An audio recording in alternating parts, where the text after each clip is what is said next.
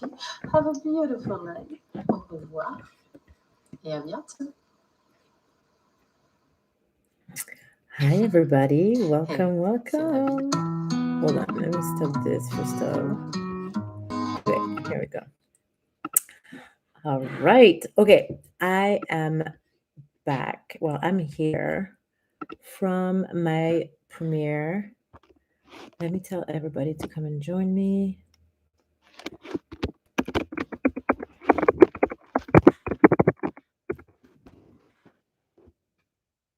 I have a link. Can I share a link? Hi, hi. Feel free to say hello.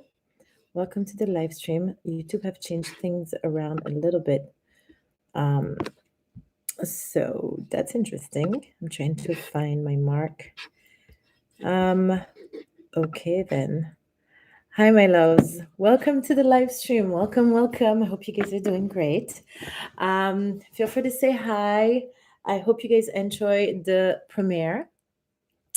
It was fun. It was interesting to actually let me clean this.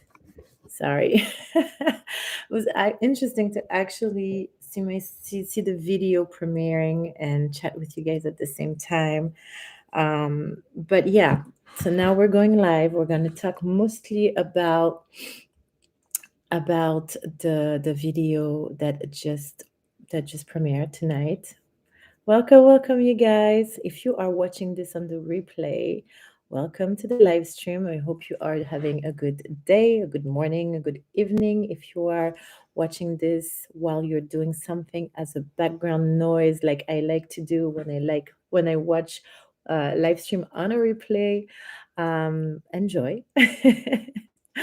Okay, so we're going to talk about, I'm going to go over some of the products that I have a review for my favorites of 2021. If you guys have any questions or any topics that you want to talk about during this live stream, feel free to go in the little chat right here and let me know. Also, don't forget to like the video. Don't forget, I see you guys already like the video. Thank you so much. Don't forget to subscribe if you have not yet. Um, and put a whole bunch of comments down there. This just helps me uh, a lot, more than you can imagine. So, like and comment if you've already subscribed. If you have not already subscribe, like, and comment. Okay, let me start with my first item that I talk about in the video, and those are my workout weights. I love these, you guys, so much. So, since I filmed the video, I have a little bit of an update. So, this is what they look like. Okay. They're pink, they come in black, they come in different colors. They had some rainbow colors, some pretty interesting colors. I went with the pink ones because my workout outfit tend to be dark. I don't know if any of you follow me on Instagram, but today a little something happened where I was wearing a light color legging. It was like a teal colored kind of a dark teal color. And after doing my cardio, and I sweat a lot when I work out, okay? Like your girl is soaked when I'm done with my cardio, my face, my t-shirt, and under my arms, but also between my legs, right? Is soaked. And today I was wearing usually I wear dark leggings. I wear like black or dark gray. Today I was wearing that teal color. And let me see if I can show you a picture on my phone. I posted it on my Instagram. And if you guys don't follow me on Instagram, I'm going to put, okay, this is what happened. Do you see my crotch area right there? Legit look like I peed myself. Yeah, so that happened. But anyways, back to the weight. I was talking about my outfit because usually I wear dark colors at the gym. So I wanted a little something that would pop. So I went for that color, that pink color. But they also have them in black. They'll have them in all different types of colors. Um, they are 1 point something pound. It's very lightweight. For me, it works really well for my arms, especially when I do oh I'm fine. I don't know if I'm having a delay, but I'm finally seeing your comments. So especially when I do workout where I keep my arms, in tension for a long period of time, when I do my Pilates and stuff like that. 1 pound is enough for now until I build enough strength, enough muscle strength, and I will probably move on to something healthier. For my leg, this is this I already reached the point where it's too light for my legs. So I'm pretty much gonna go under too cute, Claire. Seriously. I'm probably gonna go back on Amazon and buy some 5 pounders for my legs. Something that's gonna give me a little, something, a little something, something. But these are linked. Actually, let me link them here for you. But they are also linked in my video. In my video that I just premiered, my favorite fall 2021. Boom. These are the ankle weights right here, and they cost, I think, $30. They're not super expensive, and each little bracket is 0.15 pounds. I think I said that in the video already. Sorry if you already heard, if you already watched the video, you already know. You can remove them, but like I said in the video, it's only 1 pound. Why would you remove anything? If anything, you want to add some weight to that. Okay, so 1 pound is good when you're starting your workout and you are starting from scratch and you're building your muscle strength back up. But which is where I was. I stopped working out for a while and then I'm back and I'm building my strength back up slowly. But when you're already kind of fit, this might be a little too light for you, you know? But at the same time, this is so cute that you could be wearing this to go grocery shopping. Like, look at how cute this is. Well, not that it looks like any piece of jewelry, of course, but almost though, almost. Let me catch up to what you. Um, okay, let me see. Hi, Margaret. Would you recommend the rose water and glycerin for a person with oily skin? Let me get to there. Okay, I will definitely answer that, Margaret. Let me get to there. I'm trying to go in the chronological order of the video, but I will answer this when I get to it. Hair and always have problem achieving volume and definition. Use with achieving issue with achieving volume roots.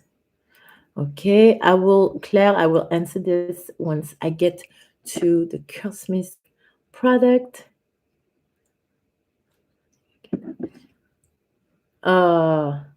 Yes, Claire, I started working out last month for the first time in a long time. I actually started going back to the gym last month on a regular.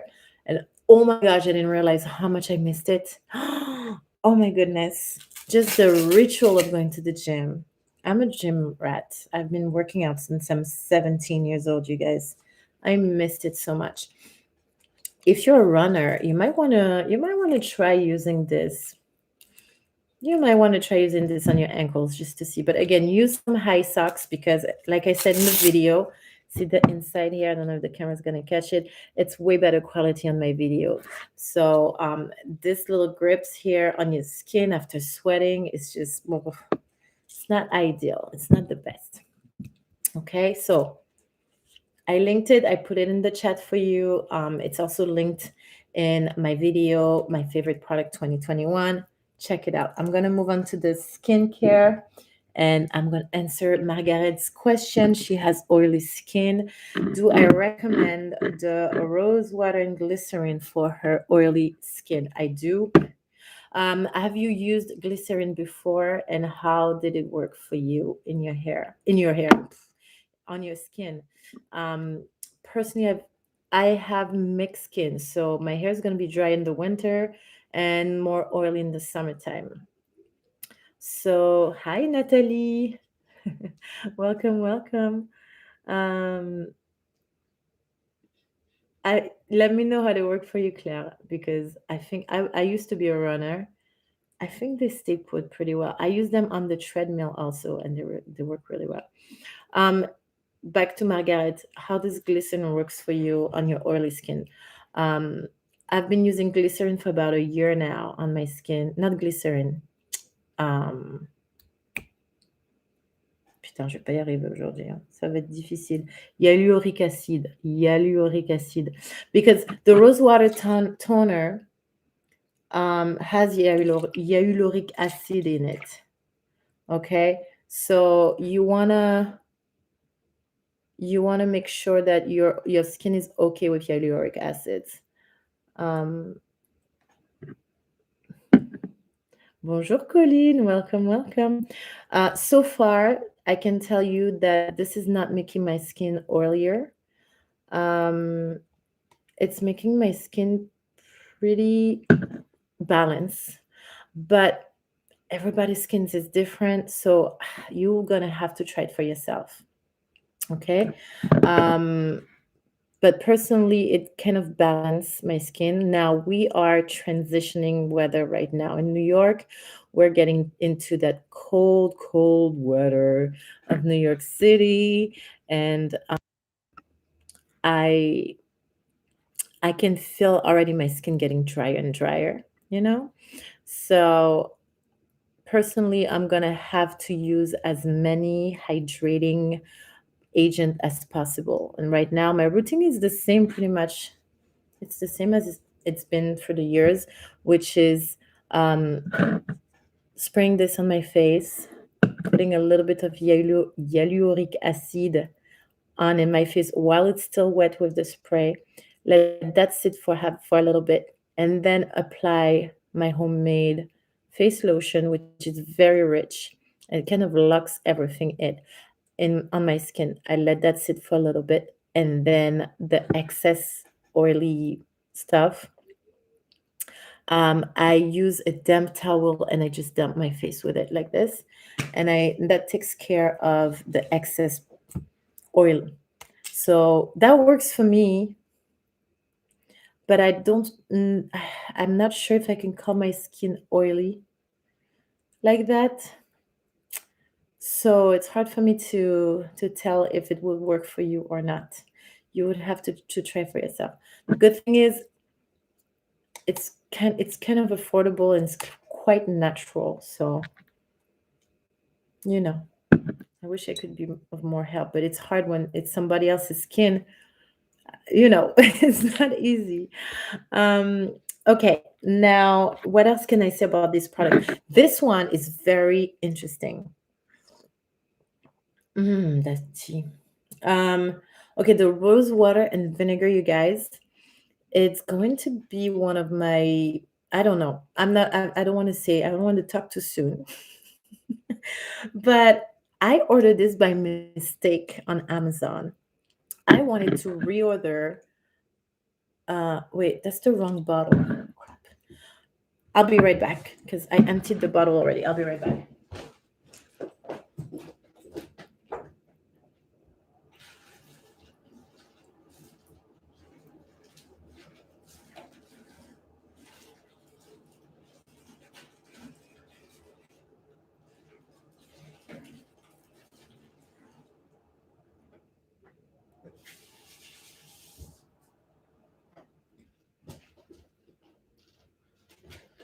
Oh, you guys. Woo. Sorry about that. It's the end of the day when you unbutton your jeans button, right? Okay, I can't find the other bottle, so I'm just gonna go on Amazon to know the exact name of it. It was the rose water toner, right? Shite. Copy. So I wanted to reorder the rose water toner, and instead I bought. Pardon. Non, c'est pas celle-là. Oh, je vais pas y arriver aujourd'hui. It's not the rose water toner. It was the rose water and glycerin facial mist. Oh, come on. I love this one so much, you guys. So I wanted to reorder the rose water and glycerin, right? But instead I got the rose water and vinegar because I was not paying attention to what I was doing. And when I got it, I sprayed, I didn't even read the bottle. I got it, I sprayed on my face, and I was like, this smells weird. I think this is not good anymore. And then I read the bottle, I was like, oh, vinegar. And that's when I realized it was the wrong product. But it's okay because I like this brand. I like the line of product. Like I said in the video, there's only a few ingredients per product. It's a very clean ingredient list. Like the rose water vinegar has purified water, organic apple cider vinegar. That's the second ingredient with the mother, and that rose infusion la hydro essential rose flower oil. That's three ingredients, you guys. It can't get any cleaner than that, right?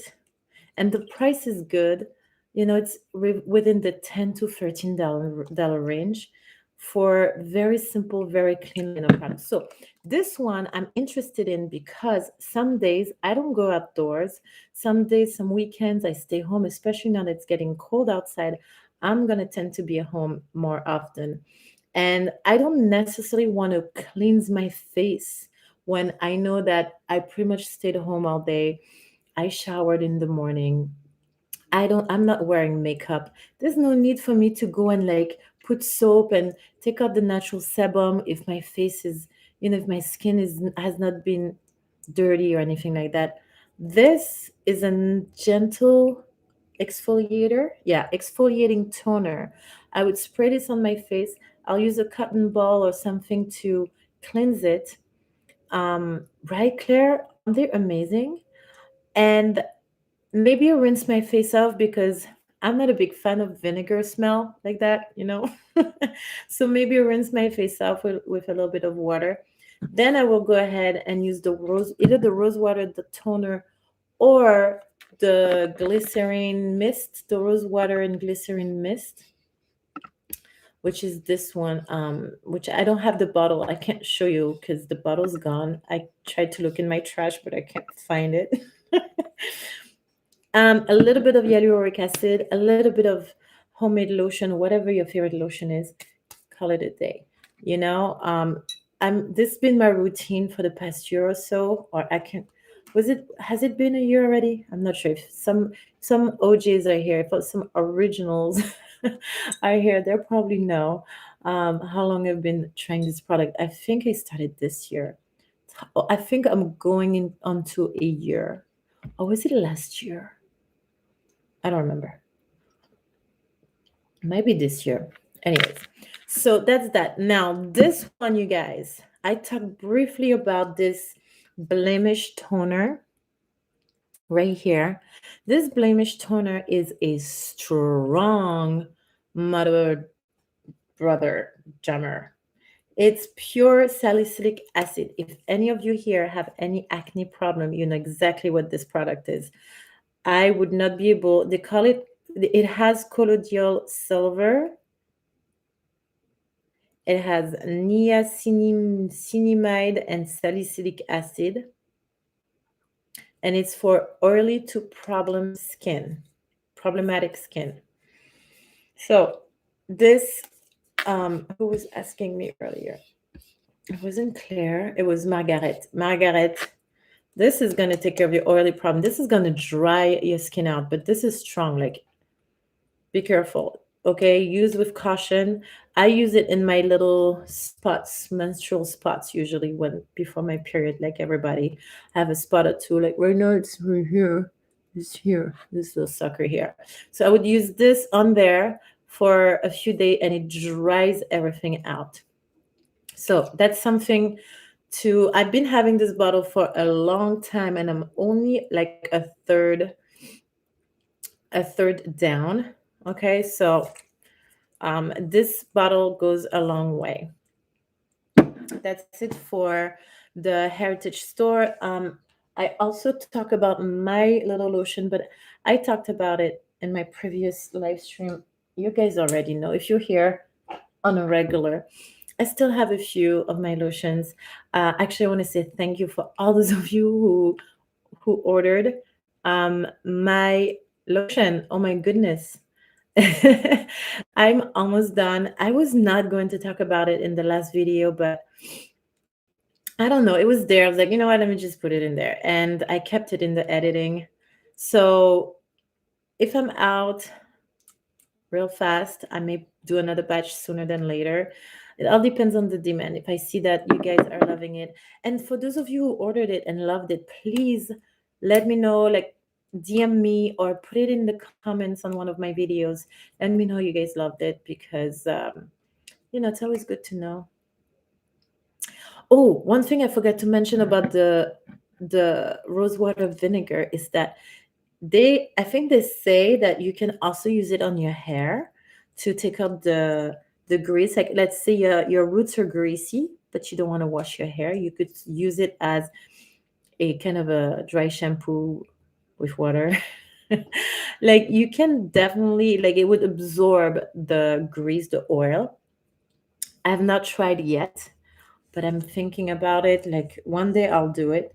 The thing is, when my roots are greasy, I need to cleanse my scalp, or else it's another problem that I don't want to deal with. So one day I'll try it to see if it really does the job of cleansing the hair gently, and I'll let you guys know. Okay. All right. So that's that for that. My lotion, bon, my lotion. It's creamy, it's rich, it's oily. It penetrates the skin, but it also protects the skin. So although the skin is going to absorb what it can, there is some very oily agent that are going to stay on the surface of your skin, which is great when you're dealing with extremely dry skin. If your hands are cracking in the wintertime, if you're dealing with a job where you have to wash your hand a million times a day and you end up having cracked skin, um, if you have eczema, if you have anything like that, this is going to be so good for you. Like, seriously. I can't open this one because those are the ones that I sell, and I don't want to put my fingers in there because they are what you call it um, when there's no bacteria in it. They are sanitized, I guess. Um, Let me get the other one. This one. Okay. This one. This one is the one that I use at home for my family, so I can show you. It's the same batch. Um, I'm not sure if you see. It's very creamy. Very, very creamy, very soft. It melts on your hand. It smells like lavender, I think, and rosemary, and a little bit of bergamot. Those are the essential oils I use in there. Um, and it's great when you have tattoos. If you want to give your tattoos a little bit of a glow, a little bit of a hey, you see, it gives your skin that shine and that nourishment. Voilà. Bon, it's my lotion. I have nothing but good things to say about it. But I have to warn you guys, it's extremely rich. It's it's a creamy butter. I'm still struggling. Yes, you can buy this lotion. It is available in my shop. I will put the link right there for you. Let me go grab it. Um, the thing is, I'm doing small batches, and usually I was not going to go crazy and do a lot of different, like, I was never really going to sell. I started selling it about, I don't know, 7 years ago, and it's a lot of work, you guys. A lot of work. So I only have a few left, but if I see that the demand is there, I will make some more because I really like this lotion. I think more people should uh, should try it. It's really good. Says the girl who makes the lotion. So voila, that's that. Now let's move on to. Oh wait, there's the little fragrance thingy.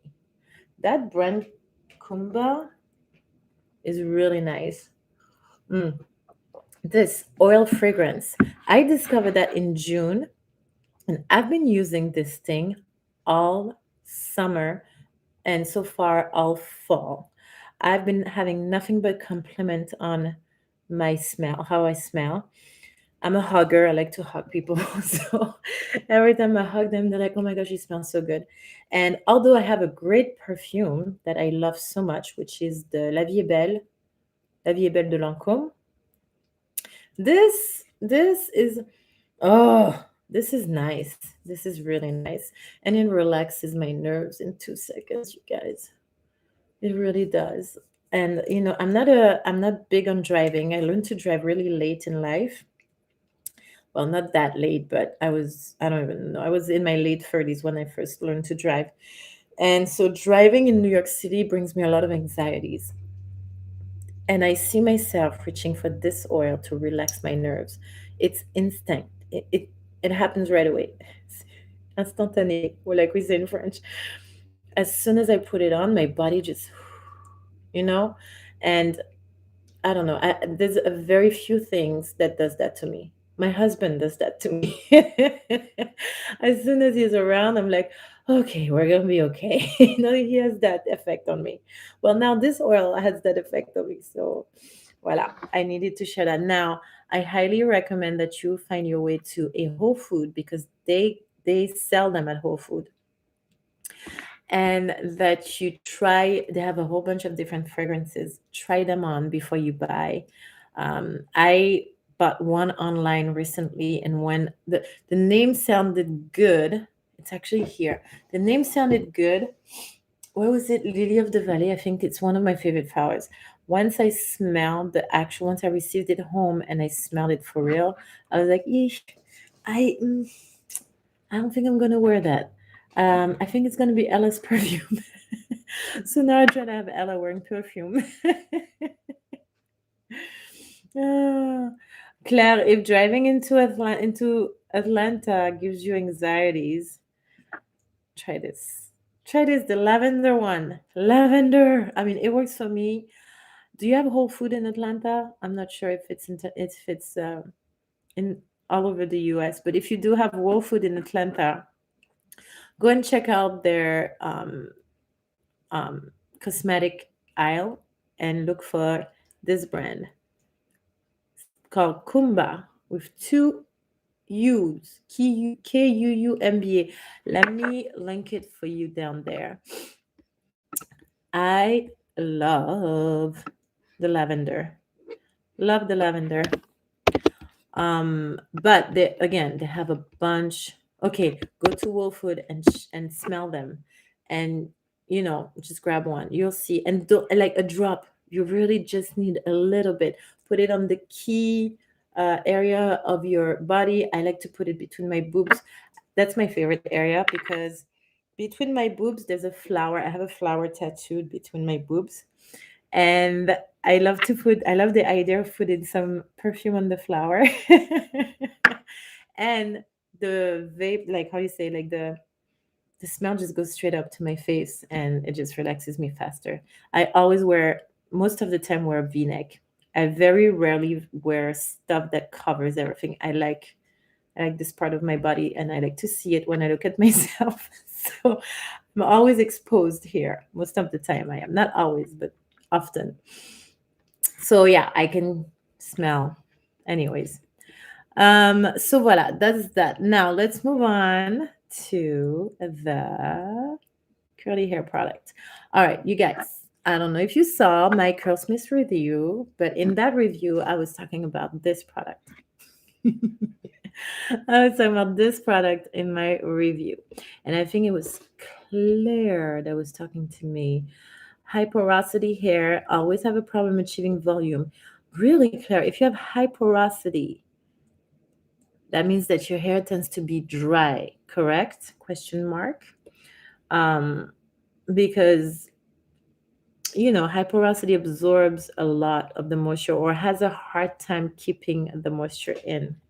Therefore, we tend to lose our moisture as the day goes by, and that creates poofiness and volume in the hair, but also loss of definition. So, do you agree with the statement? As the day go by, I am losing moisture and I'm gaining volume. Yes or no?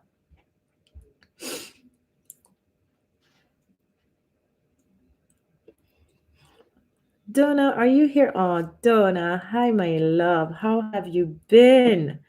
Yes, I'm not sure about the about the shipping. The website, my website calculates the shipping automatically.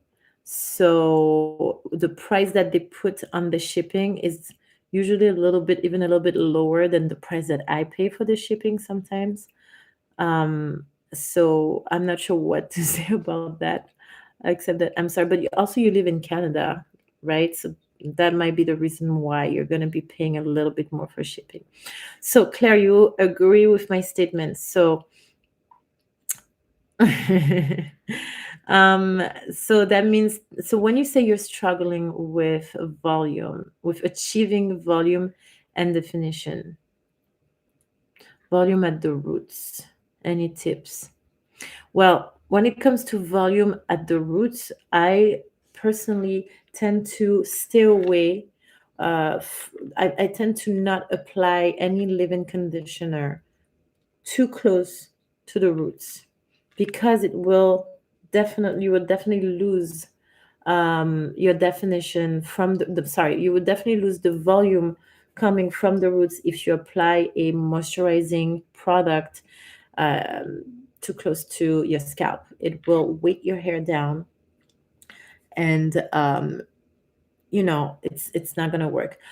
What's been working for me lately is to apply actually this leave-in conditioner, but so this one is pricey. This one is the Curlsmith that I've been talking about on my Curlsmith review video. Although when I did the review, I was not quite familiar with it yet.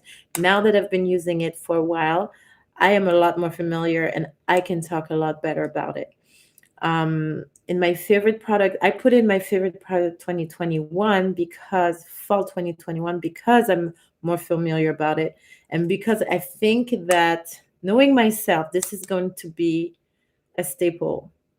It's going to be a go-to, but it's also a higher price range. So right now, Claire, I'm not sure what your although not, don't worry about it. I'm so happy that you're here. Um, so Um, qu'est-ce que je disais déjà? Merde, I've lost my train of thought. Oh my gosh, Donna got a new tattoo. Donna, stop talking to me. You're making me lose my train of thought. Okay, this is a more expensive option. Let me go get a cheaper option. Oh, and I need to know what products, what's your routine? Are you using a mousse? Are you using a gel? Are you using a leave-in conditioner? Are you using a curl cream? What kind of product do you like to use? My regimen right now is a leave-in conditioner and a gel, and that's it, nothing else. The leave-in conditioner I like to apply under the shower. When my hair is soaked, I drain the water out. I apply the leave-in mostly on the length, a little bit on close to the close to the roots, and um, pardon, and I leave it, let it stay there. Actually, I have a video where I show you guys my routine. I'll try to go back and link it for you. The difference that I've noticed by applying the leave-in conditioner when I'm under the shower, when my hair is very wet, is that the distribution of the product is a lot more homogeneous. Trying to use French word in English. Sometimes it works, sometimes it doesn't. Let me know if you don't understand me. I'll try another word. It just distributes a lot better all over my hair, and the when I take out the excess water, I also take out the excess product. And usually I end up having, I, I want to say 99% of the time, my hair is never weighted down. Um, since I've been doing that technique, I barely ever have weighted down hair because I put too much product. So I highly recommend that you try you start applying your leave-in conditioner while you're under the shower. Once you're done washing and conditioning and detangling your hair, you rinse your hair off, you drain the water out, and you apply your leave-in conditioner mostly on the length.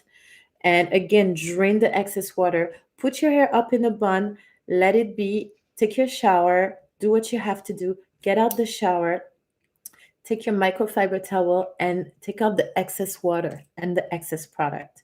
And from that point on, it's gel and style, and you're done. And you're gonna see that the products are well distributed all over. If you have high porosity hair like me, depending on what product you use, and that's really the key, the product that you're gonna use. It's either gonna make or break your how conditioned your hair is. Okay, so it's really about your product. Let me see if you got back to me about the products. I generally use a leave-in conditioner, curl cream, and a stronghold gel. So try to use either a leave-in conditioner or a curl cream, not both. Under the shower, like I just said, soaked wet hair, drain the water out, do your thing, and style with gel. Diffuse or air dry, up to you if you have time, if you have patience, and see what you get. See how it works for you. You know. Um, Now let me go get the other product that I was referring to.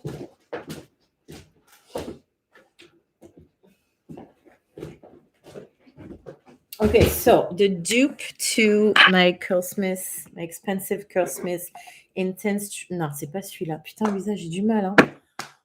I'll be right back. I'm sorry, I have the wrong Curlsmith product. Ah, pizza. Where is it?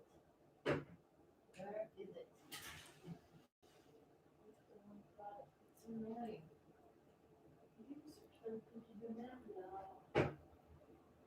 I used it this morning.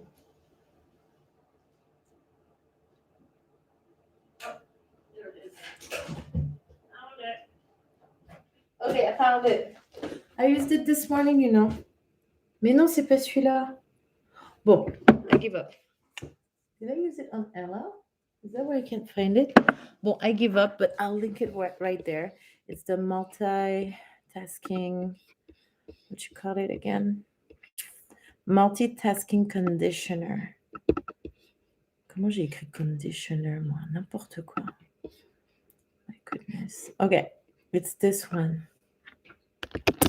It's the multitasking conditioner. It's right here. I'm linking it for you. Boom. So this product here is the one that I am loving. Where did I put it? Is Mercury retrograding or what's going on? So it's about $25, I think. Let me click on this. $27. So it's expensive. Multitasking conditioner. That's on the Curlsmith website. They may have sales at Sally's or at Ulta Beauty. So you want to check out for that. But this one is like $27 for a 8-ounce bottle, which is that size. Okay. So it might be out of budget for some of us. And good dupe to it, which is, I'm pretty sure that Curlsmith copied Garnier Fructis. I'm just saying, I love Curlsmith.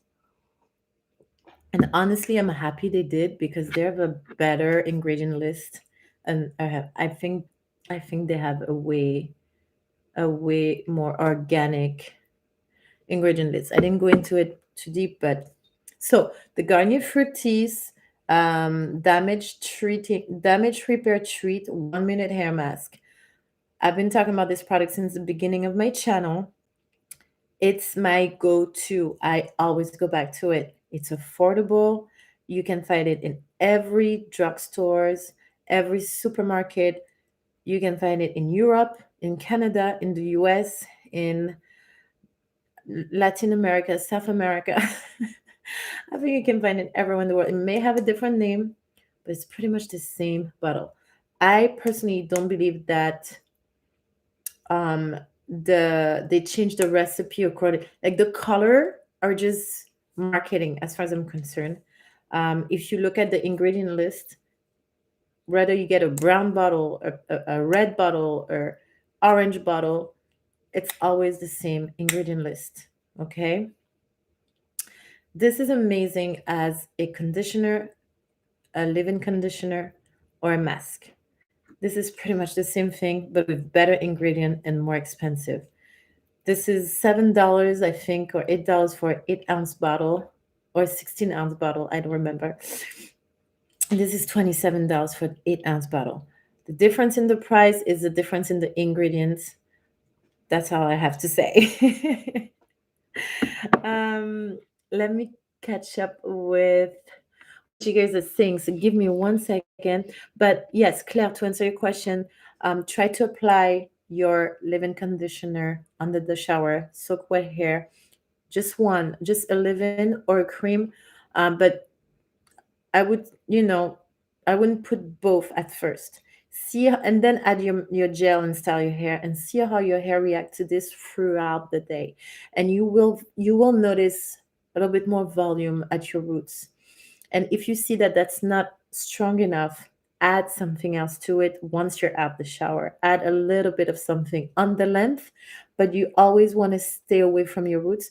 With the gel though, with the gel, unless it's one of those gels, the like gels like this that are super heavy that oh shit. I'm telling you that Mercury is retrograding. This is not working. What the actual ugh. That was nasty. Looks like slime. Does anybody have kids? Ugh. My computer. Oh no. Things like this, a little too heavy for our hair. Okay, so you might want to go for a clear gel, something that is lightweight. The one that I've been using so much, you guys, the one I've been using so much throughout the past 2 years that I keep talking about on my channel, the Bioterra alcohol-free gel, amazing. It's lightweight. It doesn't bring any moisture, but it doesn't dry your hair out either. This is a type of gel that you can put from your roots down. It will keep away the frizz. And again, the gel you're only using to keep the frizz away. Okay, you're not to keep the frizz away and to define your curls, to keep your curls clumped together, right? It's not something that is going to affect, it shouldn't affect the moisture of your hair. If it dries your hair out, it's not a good gel for you. If it weights your hair down, it's not a good gel for you. You want a neutral gel when it comes to that. And that's why I love the Bioterra so much. It's because it doesn't dry, it doesn't weight my hair down. Now, if I accumulate too much over the days, if I put it too much, I'm gonna start seeing some stuff on my hair, right? But on day one, day two, I'm fine. I don't feel the weight of the gel in my hair. So, voila. I hope this was clear. Let me get something to clean this mess because I can't take it. I'll be right back. Ah ben, dis donc.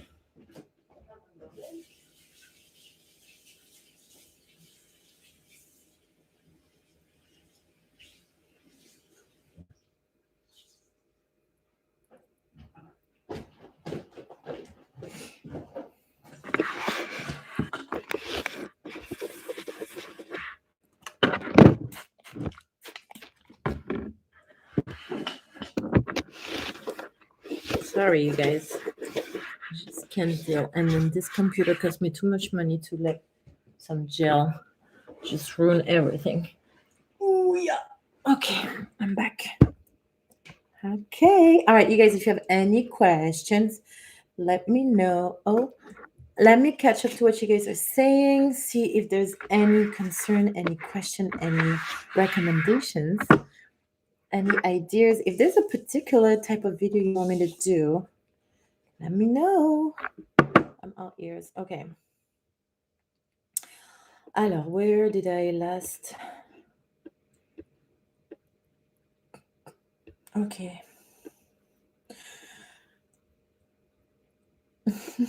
Paulina. Yes, hair dryness during winter month. Listen, so far, so good. I'm still doing the same routine I've been doing for summer, and the only difference is that I'm using a different line of product. I'm using, well, the gel is the same. I'm keeping my gel, the Bioterra or the Widad. And I think as I'm going into winter and as the weather is going to get stronger and stronger, I'm going to use the Widad a lot more because the air is so dry. It sucks the moisture out of your skin and your hair, you know? It's not like in the summertime, and I love summer so much for that. In the summertime, there's humidity, and humidity feeds my hair and my skin, and I don't feel tight and I don't have dry hair like that. You know, here in the wintertime, the north side of the freaking world, my skin feels tight. After like 3 p.m., it's like I do this and I can feel my skin like so freaking tight. It's so annoying. So, all that to say that so far I'm keeping the same routine, but I'm changing products, and that we that Curlsmith multitasking conditioner. I'm loving it. I'm really loving it.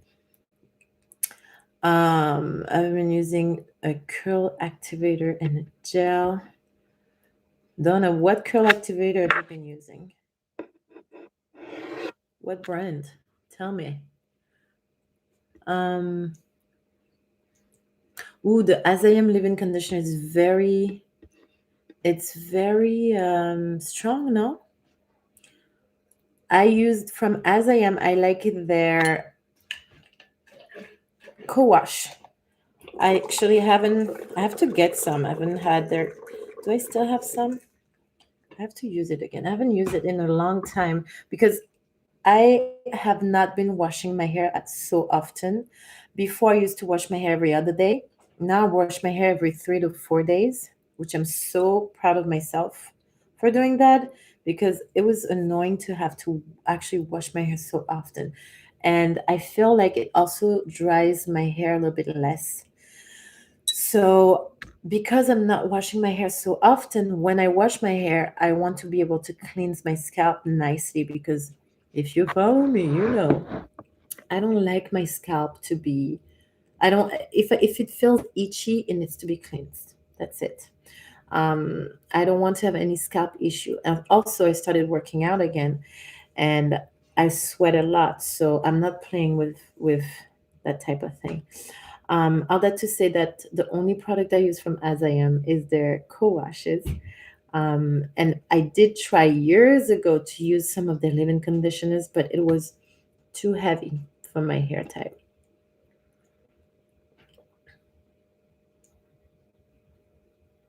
The curl cream I'm using now that I really love is Avida Be Curly Curl Enhancer. Oh wait, I think I have this one. Let me check. You know, I'm gonna start doing this live stream sitting on my toilet in my bathroom so that I'm closer to all my product. This is ridiculous. That's like the fifth times I'm going.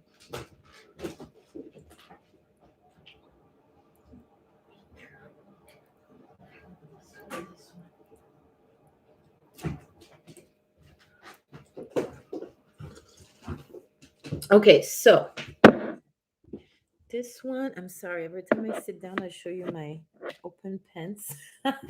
Hey, it's Friday night. I'm not even you're lucky I'm not in my PJs. Um, Big Curly, which one did you say it was?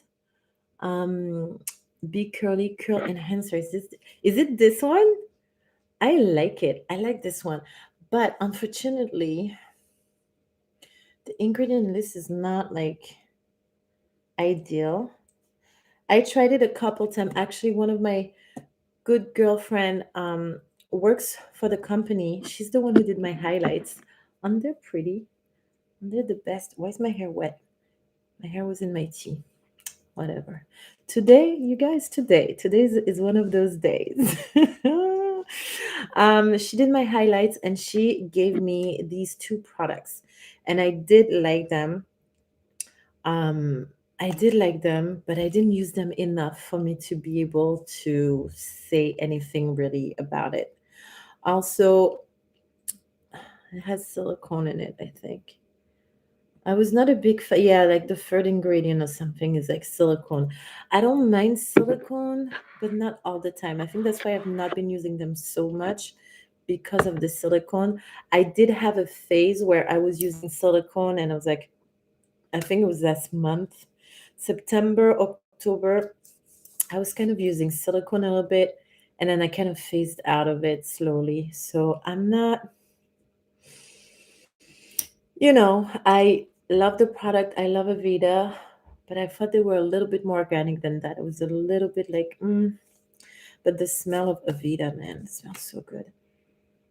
You know, I don't know. But this is a good one. This is a good curl cream, curl enhancer. Use Aveda Flores by Gabrielle Union.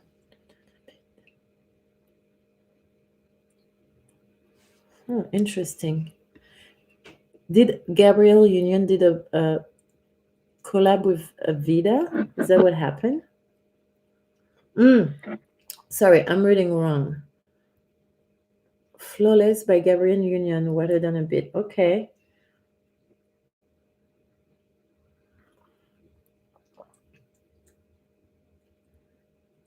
No, it's not. So somebody's asking me if I use the Garnier 1 minute air mask, this one as a leave-in, and yes, this is mostly what I use it as. I use it as a conditioner to detangle my hair, and I also use it as a leave-in conditioner, and it gives me just enough moisture for my high porosity fine wavy to curly hair. Go to, it's been years. It's been since the beginning of this channel, 4 years now. This, I mean, this is it.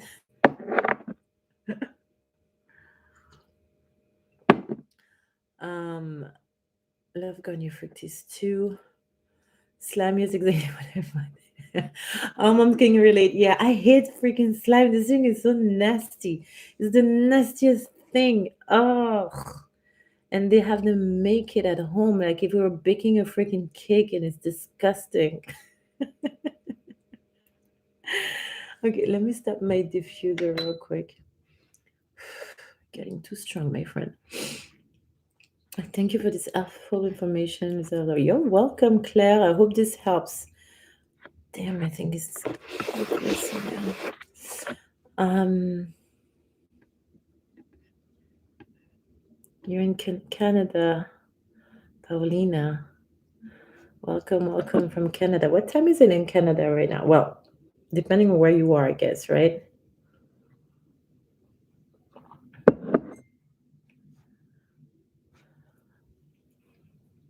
I'm catching up to what you guys are saying.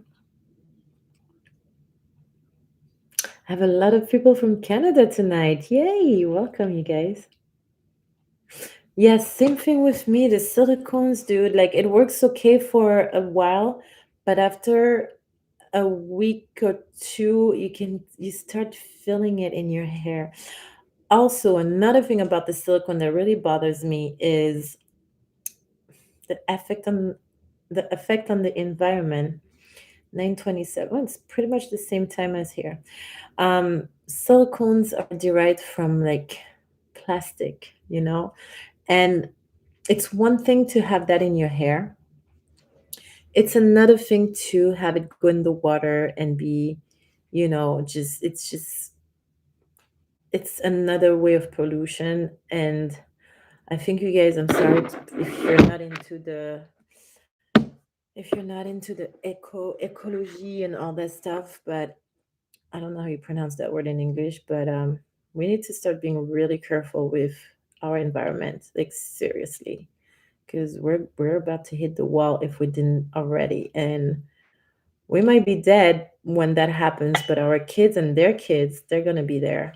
So silicone is another additional substance that's gonna end up in our water that our fish and whatever plants and whatever animal are going to ingest, and it's coming right back to our table. So at the end of the day, we're going to be eating silicone, and it's, I'm making it a lot more, but it's we have to see that part of it too. It's not only the fact that you're putting plastic or chemicals on your hair, you're also letting it go into the water. And although the water is filtered, there are particles that still go out there, and it ends up in nature at some point. The animals are eating it, the plants are using it to grow, and it comes back to our plate, and we're eating it, and our body has to filter it.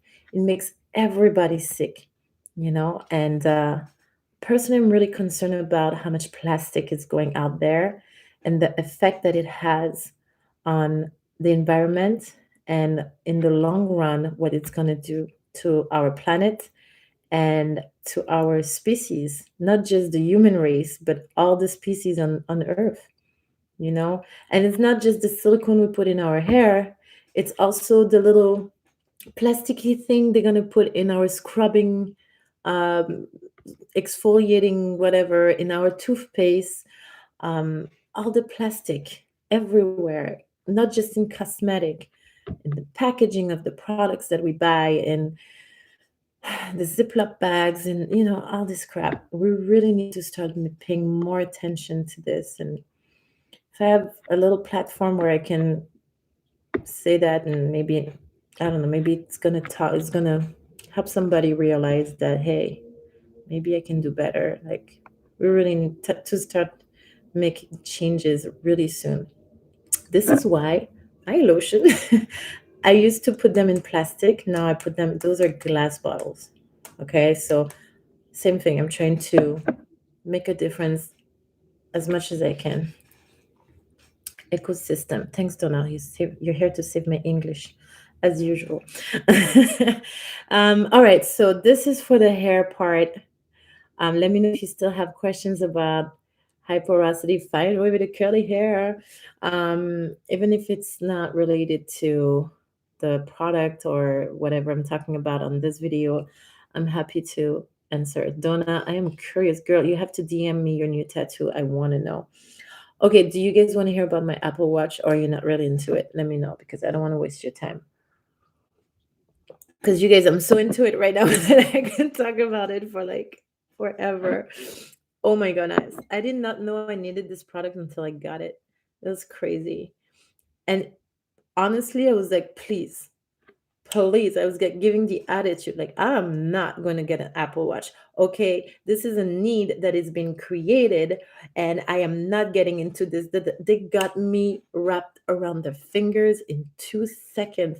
Nigel lost his phone one day, came back home, not even came back home. I was getting worried. I was texting him, calling him, where are you? Are you okay?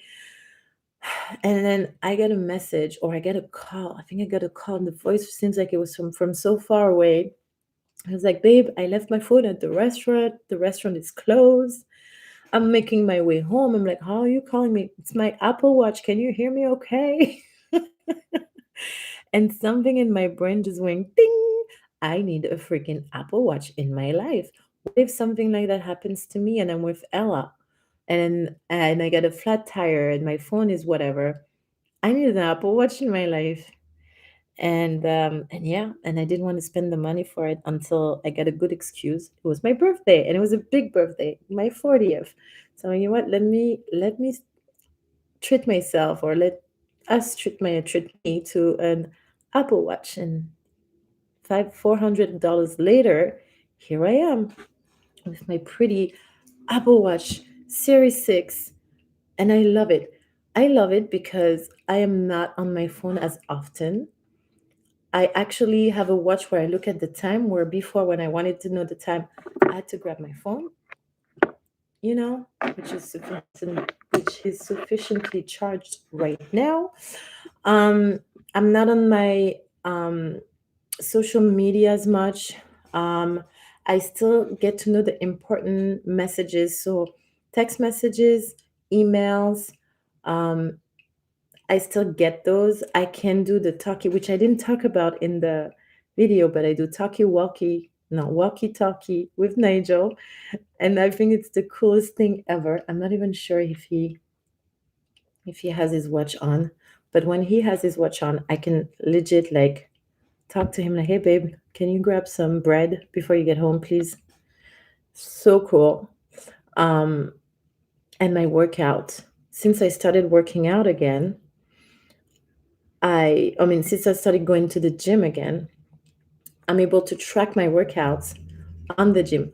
Also, I started to pay more attention to my diet and I started to do more intermittent fasting. So I'm not sure if any of you guys are into intermittent fasting. That's another subject that I would love to talk about. Let me know if you guys are into that, if you're curious about that, if that's a topic you would like for me to talk about.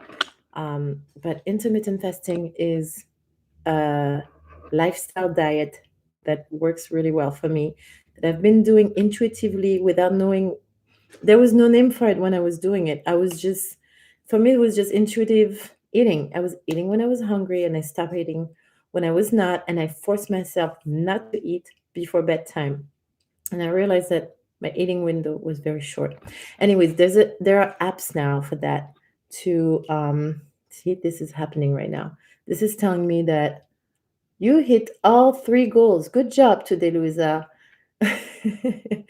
That's how it's done. And I that's my fitness part. So it's telling me that I hit all my goals for today's fitness. Natalie would like, I do intermittent fasting. I'd love to see more content on this. Oh my gosh. Intermittent fasting is CV2 great. Yay. Oh, I'm loving this. I am big into intermittent fasting right now. Um, I'd be more than happy to talk about it more and develop on the subject. Definitely. But yeah, back to the watch real quick. Let me finish on that. It really helped me stay on track with my workout. It reminds me, like I put a reminder at 8:15 a.m. every day, depending on my schedule, of course. But you guys know I'm a freelance model, so some days I can, some days I cannot. Usually the days where I have my bookings, I'm gonna be in Manhattan, which means that I'm gonna have my workout. Okay, I'm gonna be walking a lot. I'm gonna be going up downstairs, usually running late and running and da da da. So I don't need to go to the gym on those days. But on the days where I do not have to go to Manhattan, I am hitting the gym. And my goal lately has been between 2 and 4 times a week. And this is helping me so much, you guys. It's encouraging me to do it. Reminds me, hey, girl, you got to go today. Um, and you see, you just saw it, like I just hit all my rings, which means that I walked enough. What is it? It's like a certain amount of steps, certain amount of I don't remember, but everything that's important, if they see that it's borderline like like a little too sometimes it's like, can you stop tracking what I'm doing? If I'm editing a video for like 3 or 4 hours, sitting down and just editing, my ring is going to remind me, it's going to be like, okay, now it's time for you to stand up and walk around a little bit. Nobody ever did that for me. you know So yeah, as far as hitting my goals for my workout, this has been helping me a lot. As far as my intermittent fasting, I download the app called Zero. Now it's a free app, but of course, if you want to unlock all of their great stuff, you have to pay, and it's quite pricey. It's like $60 to $70. I don't remember if it's a year or something like that. It's too much money. I'm just using the free options. And this allows to enter your fasting windows, and it records them, it keeps them every month, so you can see how many times you hit your fasting windows. So now on the watch, you don't see much. You can enter and take out, you can stop and start your fast. But when you go on your phone, so here, for example, it pretty much, it tells me, do you need to start your fast now? And I actually started my fast before, I think I started my fast at 7 p.m. or 7:30 p.m. Um, oh yeah, I heard that Fitbit is the next best.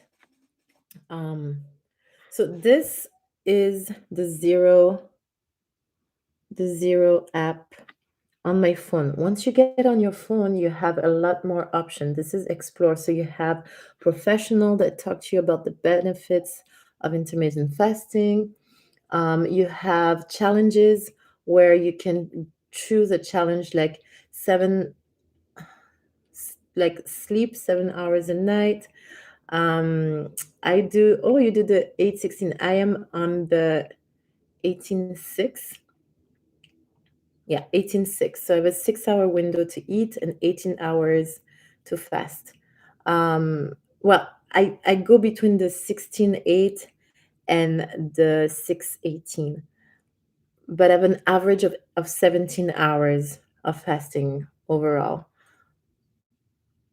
There's also the calendar where you can enter all your fasts. So this one, this in green right here, is all the times where I fasted, and today I did not enter my fast yet. Um, so yeah, see it says here, average of 18. Is it showing you in mirror? Like it's showing mirror for me, but average hour of 18.6 hours. Um, yeah, so it's great because you can track your fasting from 1 month to another. And if you wanted to enter your eating window, that is something you would have to unlock with. You would have to pay for that. I'm not sure if you guys can see it properly. I think it shows in mirror. I'm not sure. Anyhow, I like this app. It's convenient, it's easy to use, and it keeps me on my feet when it comes to being aware of when I start eating and when I stop eating. eating. But yeah, I am in love with this Apple Watch right now. It's been great. Um, Also when I'm at work, when I'm doing fittings and I can't take a call, or I I can have access to my phone, I receive everything on my watch. So I know that somebody just texted me, and as soon as I can reply to them. I don't know, it's just the convenience of having everything here. Oh, paying for stuff. Oh my gosh, it's like the best and the worst at the same time, because all I do is pay with my watch all the time. Taking the subway, I do this. Eating my lunch in the city, I do this. Buying groceries, I do this. And how many people are like, oh my gosh, this is the coolest thing ever. And you feel like you're the coolest person in the universe because you paid with your watch. So be on top of your finances because it goes fast. Although I usually pay by card, I mean, I also pay by cash, but since I have my watch, I pay a lot more by card. But it's okay. And you can enter several cards. So you can enter your debit card and your credit card, you know. But like I said in the video, you have to be careful with the security, because once you enter your wallet on your watch, it's also on your phone. Okay, and I never used to have a wallet on my phone. Now I have the Face ID, I have the code, I have all this security stuff to make sure that nobody but me or my husband or my daughter can get to my phone. So that's something to take in consideration. As far as the accessories, I got this beautiful ceramic, is it ceramic? Band on Amazon. And I first saw this band at on Instagram. I first saw it on Instagram, and I think they were charging $39 or some crazy amount like that for it. And I tracked it, I looked for it on Amazon, and I found it, and I was like, oh my gosh, this is it. And it was like something like, I don't know, 12, $13, $15 maybe. Um, I also bought if you saw the video, you know what I'm talking about, but I bought the watch. So it's a rose gold watch, and I bought it with the black um, Apple band. It came with a band, and I picked black. And I was thinking essentially for working out. And black, you can't go wrong with black. Black goes with everything. So, and I like the contrast of rose gold and black. I didn't want to take the pink one because I didn't want it to look dirty or turn yellow. And I know this type of silicone, after a while, it tends to turn a little bit yellowish. Black, nice and easy. It's gonna stay black. I love it. And I also wanted this cute little stainless steel rose gold bracelet that matches perfectly the rose gold of my watch. It's like exact match. Unfortunately, let's not do another boo boo. Unfortunately, the light here is too bright, so I'm not going to be able to show you. But if you go back to the video, you'll see what I'm talking about. And delicate, classy, discreet, works with everything. But I'm digging this one a lot more, to be honest. And that's that. I got also a little protection to make sure I don't scratch it too much because, you know, that shit was expensive. And I got a protection plan too. I linked everything. If you guys are interested, I'll put it here. But I linked everything on my video. I was looking for it, you guys. Apple is so annoying with that. They released the 7 Series 7, whatever they call it, and they don't do it in rose gold. And then now the Series 6 in rose gold is not available anymore. They tend to do that. I hate when they do that. It's like they discontinue a style that was perfectly fine, you know? Um, Anyhow, so I'm not sure if you'll be able to find this in rose gold in Series 6, but they still have it in gold, regular gold. And that's the link I put right there. So voila. So now, do you guys want to talk a little bit? What time is it? I still have a little bit of time. I still have like a solid 20 minutes. Do you guys want to talk about intermittent fasting? If you have any question, do you guys know about intermittent fasting, first of all? Um, I know, right? Ugh, I hate when they do that. Um, I personally started it, I don't know when. I think it was in 2009-ish. And I didn't even know what I was doing because it was not a thing back then. All I knew is that I decided to only eat when I needed to, which was to only eat when I was the most active. So workout because I was still working out a lot. Bookings when I had to go in the city and like walk, run. Donna is familiar with IF. Great. Who else is familiar? Who is not? Do you have any questions? Um, so yes, I started around that time. I was in my late 20s, early 30s. And I decided to change the way I was eating because I was frustrating and um, it was just not working for me. The way I was eating before, I was just poofy all the time. I felt like heavy in my gut. It was annoying. And I was like, you know what? And also, food was on my mind all the time. All I was thinking about, what am I going to eat next? And I'm like, this is annoying. This is too much. I need to detach myself from food for a little bit. Like, I'm only going to eat when my body needs juice, fuel. Um, and so I intuitively started to reduce my eating window.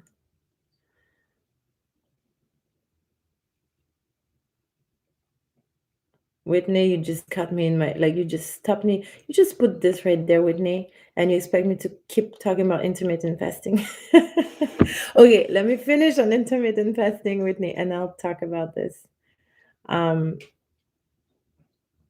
Donna, your eating window was between noon and 8 p.m. Well, you know what? I had a very similar eating window. So before I used to feel bad for for not for not having breakfast.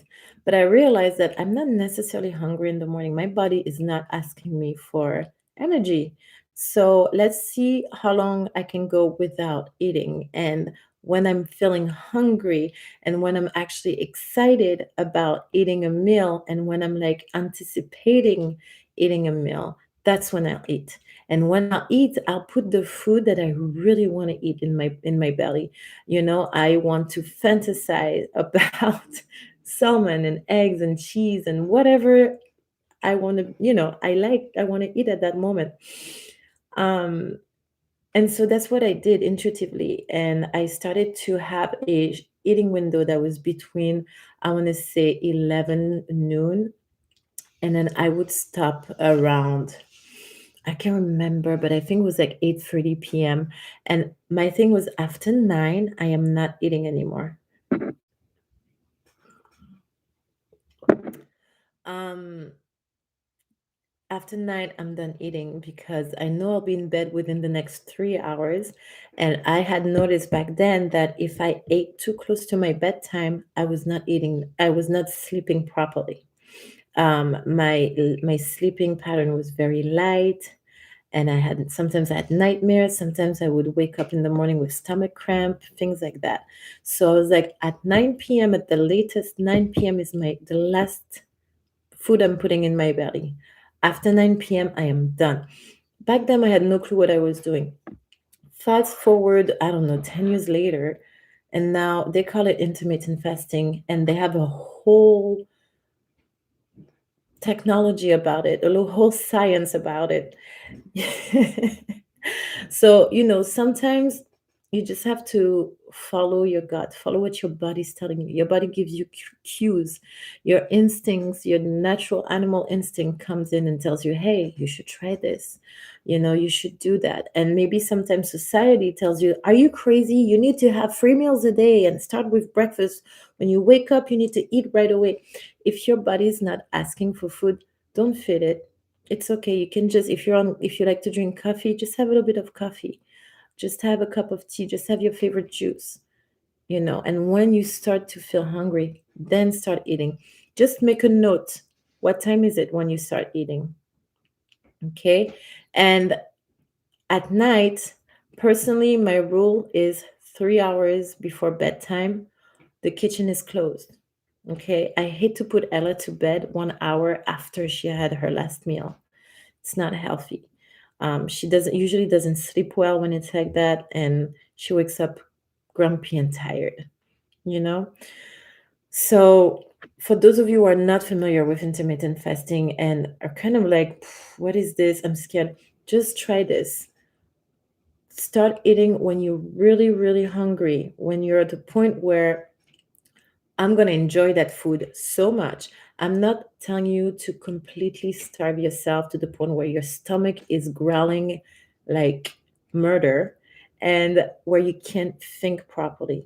That's not the point here. The point is to push your window a little bit, um, to allow your body to use all the fuel that it's been digesting, because it takes a while to digest the food, right?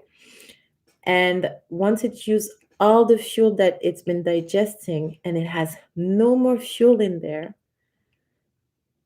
give it a little bit more time, because that's when your body is going to use your fat cells. That's when your body is going to use all the cells in your body that are not good, that could be can turn into cancer, that can turn into disease, that can turn into shit that we don't want to deal with in the future. Once you reach that stage, um, after you fast for a long period of time, once you reach that stage of there's no more energy, I digest all my food, I pooped, I peed, there's nothing else.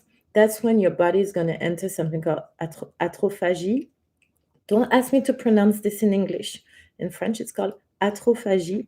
And atrophagie is when your body uses its own fuel as energy. And that's when you start to not just burn your own fat, but you also start to burn all the bad cells, all the disease, all the bad shit that's in your body that can either give you disease or grow into something worse.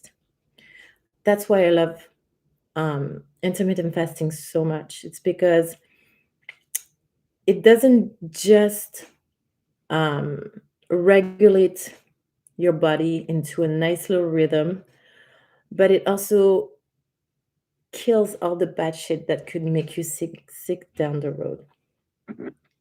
Now, if you start, so real quick to sum it up, think about this. You end your last meal, let's say at the latest 8:30 p.m., maybe 9. Let's say 8. Let's be a good girl. Let's say that your last meal ends at 8. You'll wake up the next morning between 6 o'clock and 7, right?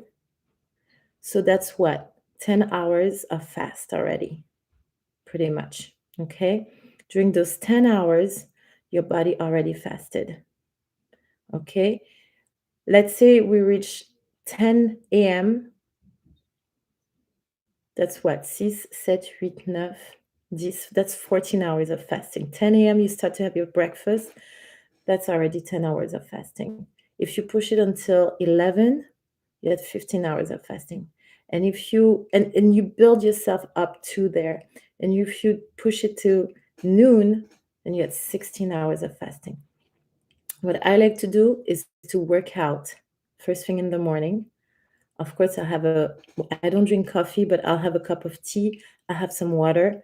The goal is to stay away from sugar, because as soon as you put sugar in your body, that's energy, that's fuel. And we want to stay away from that. We want to keep using our own body as energy.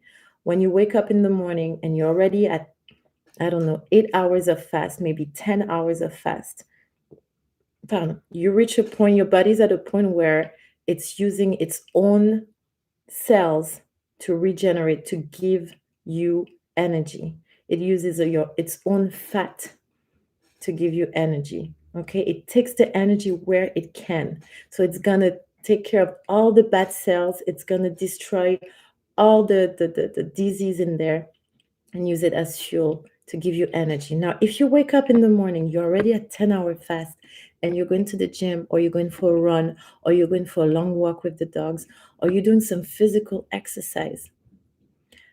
You have no idea of how good this is for you. This is pretty much cleansing even more your body, and it's accelerating the process of autophagy. Don't ask me to pronounce this properly. And so, it really helps with a lot of stuff that could be going on with your body. Now, I'm not saying to start this cold turkey tomorrow, but build yourself up to it. Start with a 12-12, where you fast for 12 hours and you have a 12 hours eating window. Toxin is the word. Thank you, Paulina. Um, and then build yourself up. You extend your fasting window 2 hours, and you get into a 14-8, and stay there for a week or so. Give time for your body to get used to that. Okay, and then you extend for another hour for a week. So now you have a 15-7. Okay, and then another hour, then you had a 16-8. Wait, oh, I lost track, but you get the point. And use one of those apps that can help, that will help you with it.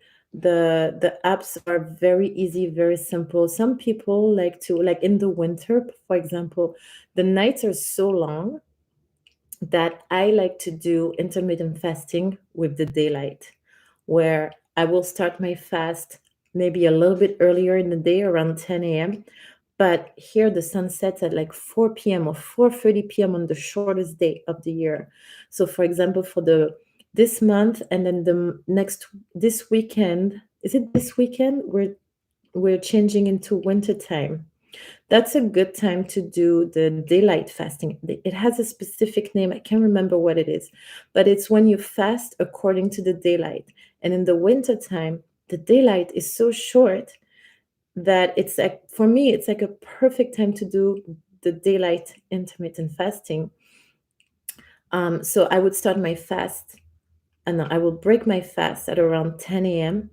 and the sun sets at around 4:30 p.m. and that's when I would stop my fast. Now, it can be challenging when you're a mother or a father, or when you have a very big social life. And oh gosh, that's a good one, Paulina. Today I ate at 2 p.m., you know. That's the thing, is like once your body get used to it, it's just so easy. But it can get problematic when you have a big social life, or when you have kids and you're making a point of eating with them. But it also can work. I mean, you can make it, it's very flexible, so you can make it work for you, for your schedule. And it's also the amount of food and the quality of the food that you're going to eat. The trick is, and I'll end on that because I really want to get back to, first of all, let me read what you guys are saying. But it's the quality of the food that you're going to put in your system is a big deal when it comes to fasting, because your body um, is not going to use a lot of, because your body is using its own resource to fuel itself after a certain amount of time. When it finally gets food in, you have to make sure that you give yourself really good quality of food, fat, rich in good fat, food that you would cook yourself, food that are loaded with vegetables, with, when I say good fat, I think about avocados, I think about salmon, I think about vegetable oils, organic butter, things that are really rich and nutritional. Because think about it, you fast yourself for, let's say, 14, 16 hours. Don't go eat McDonald's, okay? Don't go put something that you're gonna have to reheat in the microwave. You know, give your body the good nutrition, give your body the quality food, what I call quality food. Okay, let me catch up to what you guys have been saying. I also do 11-7 as well. That's great. IF is a great way to lose fat. It is, but it's also a good way to regulate your body, regulate your hormones, heal your body from small disease that shouldn't be bothering you, you know? And if you add to that a good workout, and you watch your sleep pattern, you make sure you have between 6 and 8 hours of sleep, dude, you're good to go, you know? I started between 10 and 11, and my cutoff time is by 7. It's not always easy, but I try to maintain it. Margaret, this is amazing. This is really good. And if you do that on a regular, like more days than not, girl, your body's going to thank you so much. Not for juice, honey. Not for juice. Wait. Donna, I don't understand. Not for juice. You can. Oh yeah, no. Yes, no juice. You can't do juice in the morning. That's true. But before I work out, sometimes, depending on, you know what? It's usually also on my period. But yeah, juice is not good. The sugar. It's the sugar. Um, I was also talking about when you first start with your fast, when you have never done a fast before and you want to try to ease yourself into it. Don't be too strict, okay? Once your body get used to the rhythm of not eating any food, then completely cut the sugar. But at first, it could be, for some people, it could be pretty traumatizing. That's why I was saying, hey, a little glass of juice in the morning, it's okay if you've never fasted before and you're just starting. But yes, the original thing is to not introduce any glucid, any sugar to your body until your first meal. So that means no sugar with your coffee, no honey in your tea, no juice, no juicers, no smoothies, no protein, nothing, juice or whatever. Water or coffee with no sugar or tea with no sugar. Okay. Um, but if you have never fasted before and you want to try, it's okay. Chill, you know. Once you get into it, once you've got the rhythm of it, then we're talking serious, crazy, normal stuff. But if you've never done it, ease yourself into it. You can drink black coffee or black tea when you're fasting. You can drink, yes, you can drink green tea also. Just don't put any sugar to your coffee, no more than 50 calories.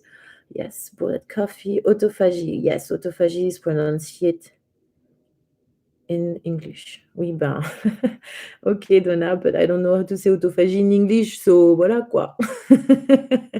Yes, Dr. Berg is good. I like, let me tell you who I like. I have to go on YouTube.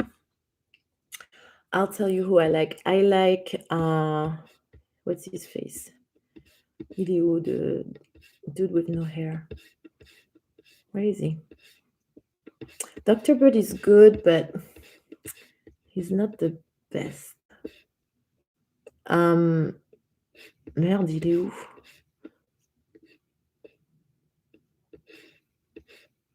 It's crazy, and every time you look for somebody that you don't find him. So yes, Dr. Berg is here. Where's the dude? You know who I've been following lately that I really like? He talks about, but he has an agenda, so it's not for everybody. But he talks about how working out should be mandatory, especially in regards to fighting COVID, the pandemic. And he comes up with all those studies on how people who are working out regularly and maintain their body weight to a certain level um, have a lot more chance of fighting COVID and yada yada yada. But his agenda is pretty intense. His channel is called High Intensity Health. Not for everybody, but he has some very interesting information on autophagy and intermittent fasting. I'm still looking for the other doctor that I really like, but I can't see him anywhere.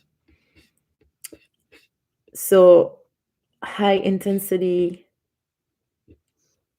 health is the dude I'm talking about. He also has a podcast. There he is, Dr. Stan Egberg. Okay, Stan Egberg. Stan Egberg. Let me, you know what, I'll just take a random video and share it with you. What about that? Or not.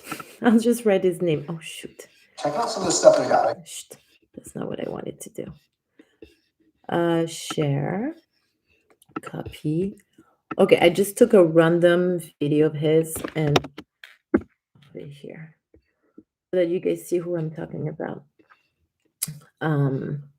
Let me get back to what you guys say. Shrink your fasting window slowly. Yes, shrink your fasting window slowly.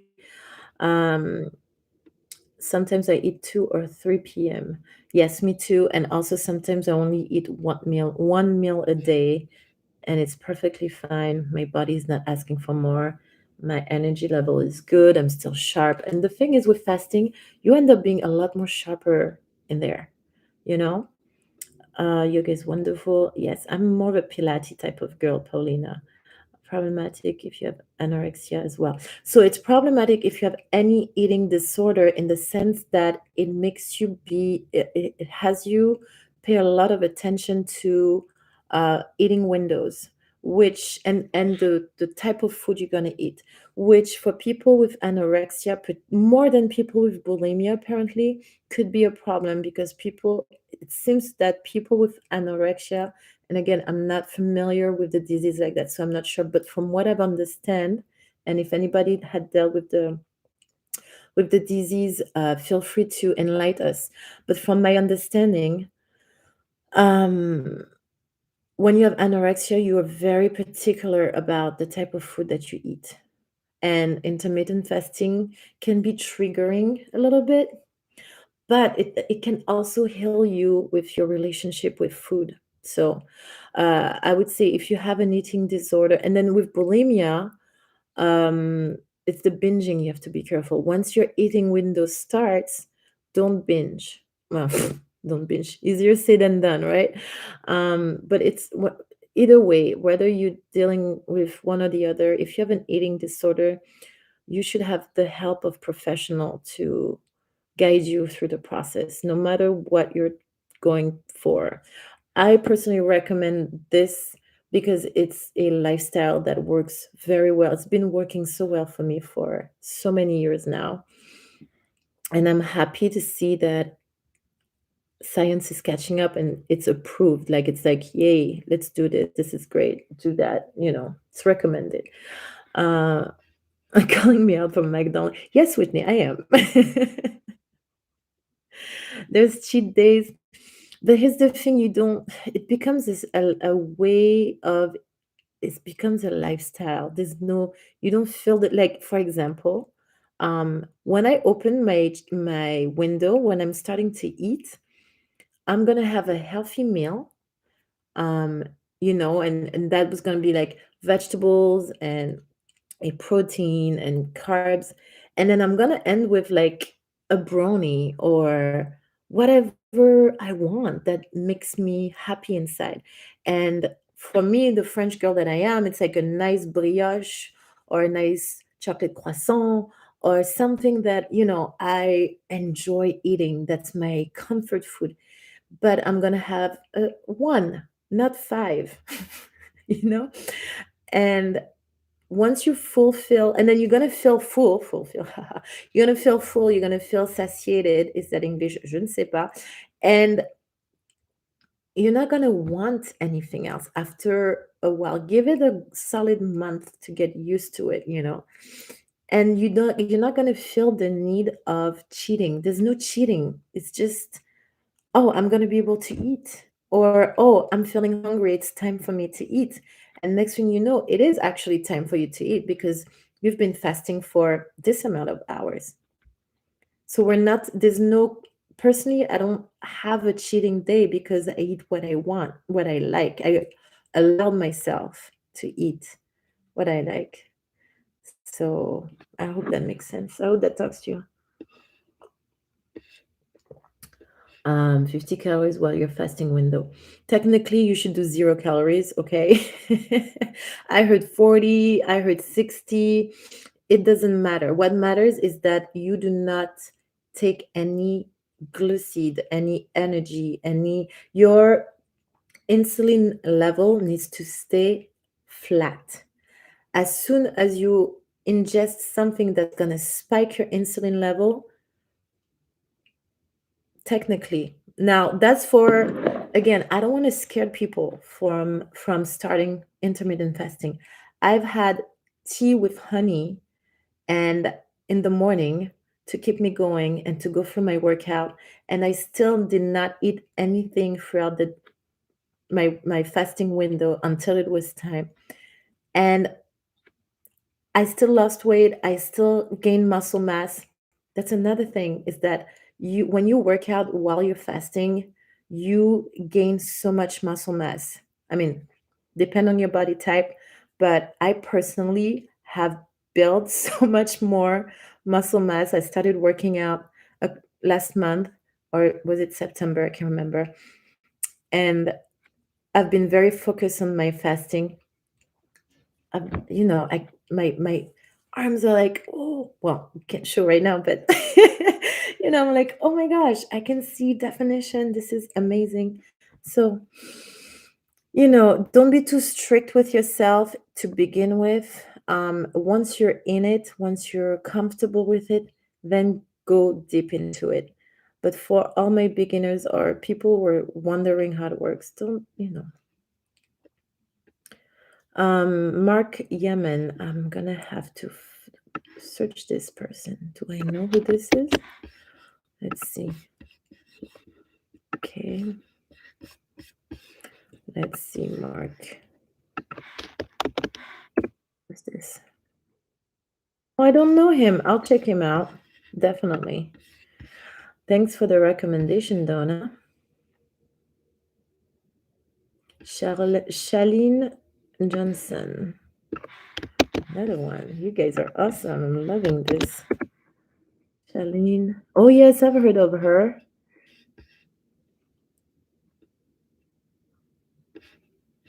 I've heard of her. I'll check her out too. Thanks, guys. Thanks, Donna. Okay. I am. How fast does intermittent fasting usually work? in losing weight. It depends on your body type, it depends on your metabolism, it depends on how much weight you need to lose. And sometimes, I mean, I don't know if you're overweight or, you know, do you have a regular weight? Because sometimes it's not so much about losing weight, but it's about losing fat and turning it into muscle mass. Sometimes you will feel like the balance will tell you that you are heavier, but your clothes are going to tell you that you are skinnier. Because at the end of the day, muscle mass, it takes less space than fat, and you will, but it's heavier than fat. So fat takes more space, it's a little bit lighter. Just look at a picture, just Google 1 pound of fat and 1 pound of muscle, and you'll see the difference in volume. The weight is the same, it's 1 pound, but one takes twice as much volume as the other, and that's the fat. So, this lifestyle is about cleansing your body from the inside out.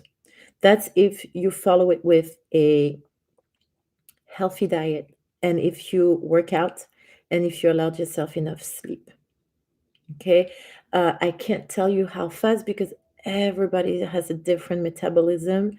I don't know how old you are. I don't know, and I'm not a doctor also. So that's another thing.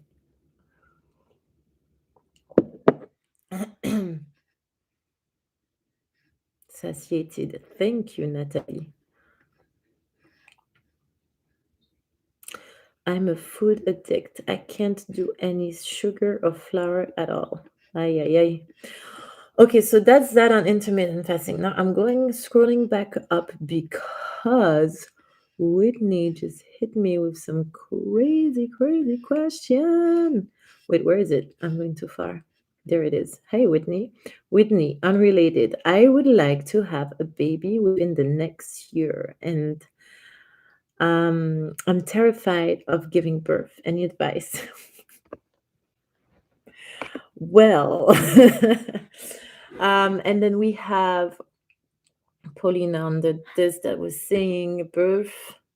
Women have done it since beginning of time. Don't stress. I mean, I agree with Paulina, but I don't know if this helps you in your journey right now. I agree. The main so I when I was pregnant with Ella, I was all about the pregnancy. I was all about the journey of being pregnant, of carrying and growing life inside of me. This for me was like so mystical, so magical, and it was. And I had an amazing birth. I mean, amazing pregnancy. I'm going to share with you my experience. I'm not sure if that's going to help. Also, keep in mind, I'm pretty raw.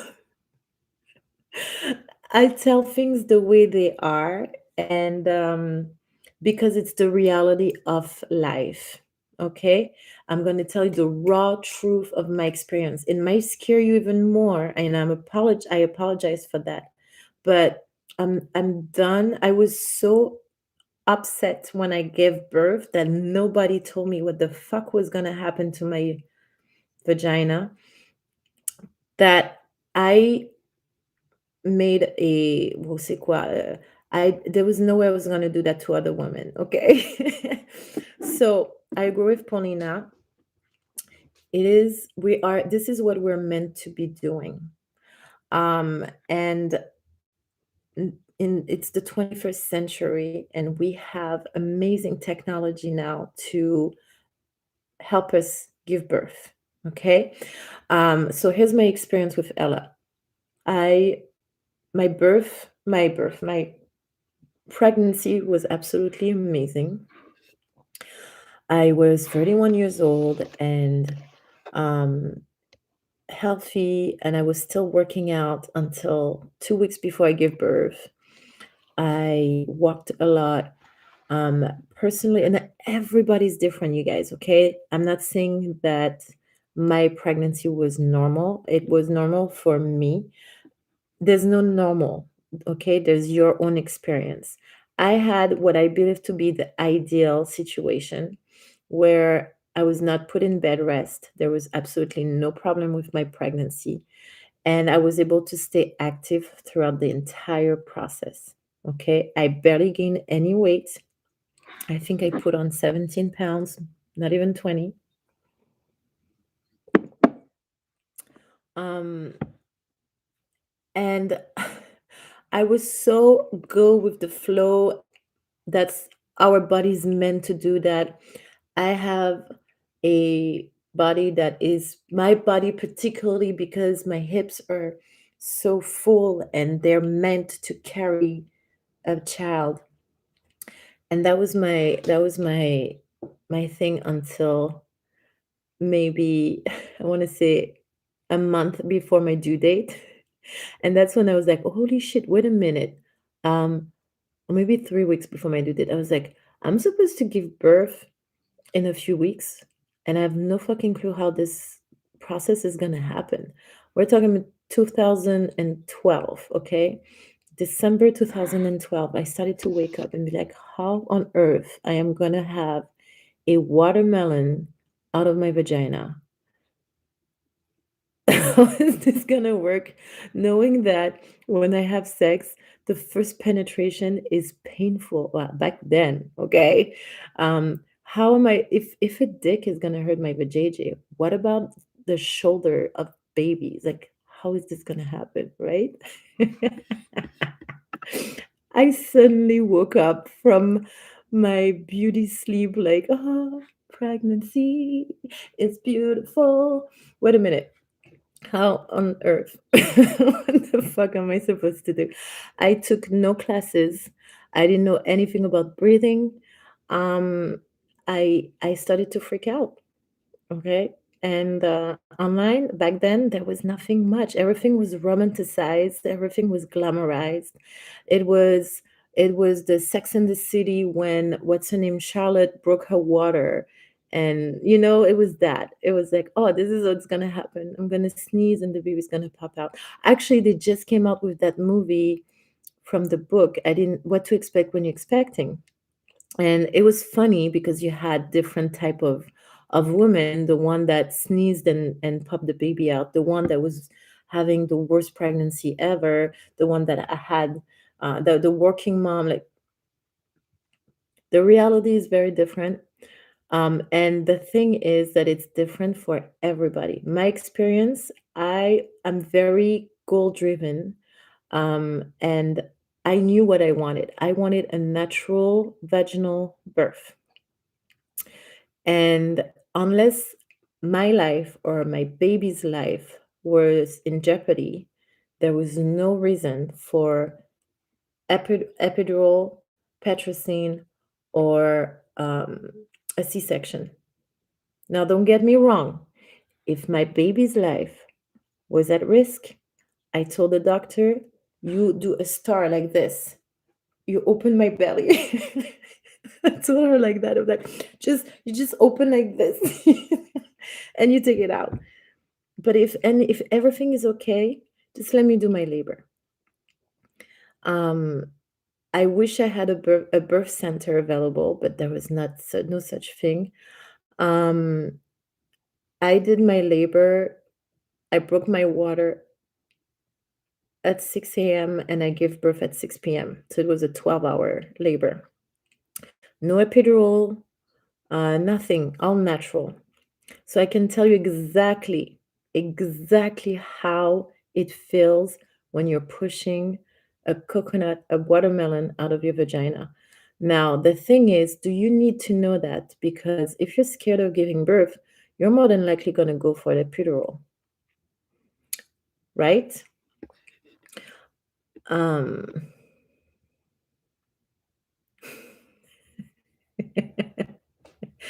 uh, yes, yes. Or try to poop a coconut. Then it says if a man wants to know what it's like to give birth, just tell him to take his bottom lip and stretch it over to the top of his head. And I say, or try to poop a coconut. Oh, you had your babies natural as well. Very good. Good for you. So if you want to know how it feels to give birth, it feels like you are about to shit a watermelon out of your butt. Okay. Voila. I told you it was going to be raw. The thing is, if you do an epidural, you're not going to feel any of that. When you push, you don't push with your neck. You don't push with this. You push with your core. That's why it's very important to do some Pilates throughout your pregnancy. You're pushing with your core as if you were going to poop. It really feels like you're about to poop. Like seriously, it's the same type of urge. Because the baby pushes through like the colon and everything to go through the vagina. So you have to trust the body because the body does the work itself.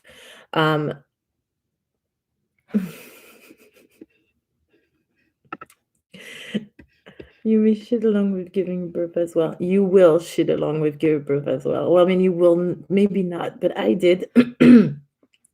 I did, and the reason why I knew I did is because I smelled it. And the sad thing is, I had to tell the people, the nurses or whatever, to take it out because they was gonna leave the little piece of shit right here. I'm like, can you please put this away so my baby does not come into this world? And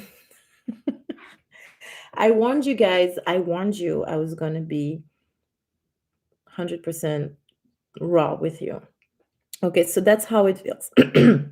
Now, personally, everything came crescendo, very, very lightly, but slowly rised, right? So at first I had a little contraction all through the night, every 10 minutes. Then I broke my water first thing in the morning. And then from that point on, the contraction got closer and closer. That's how it worked for me.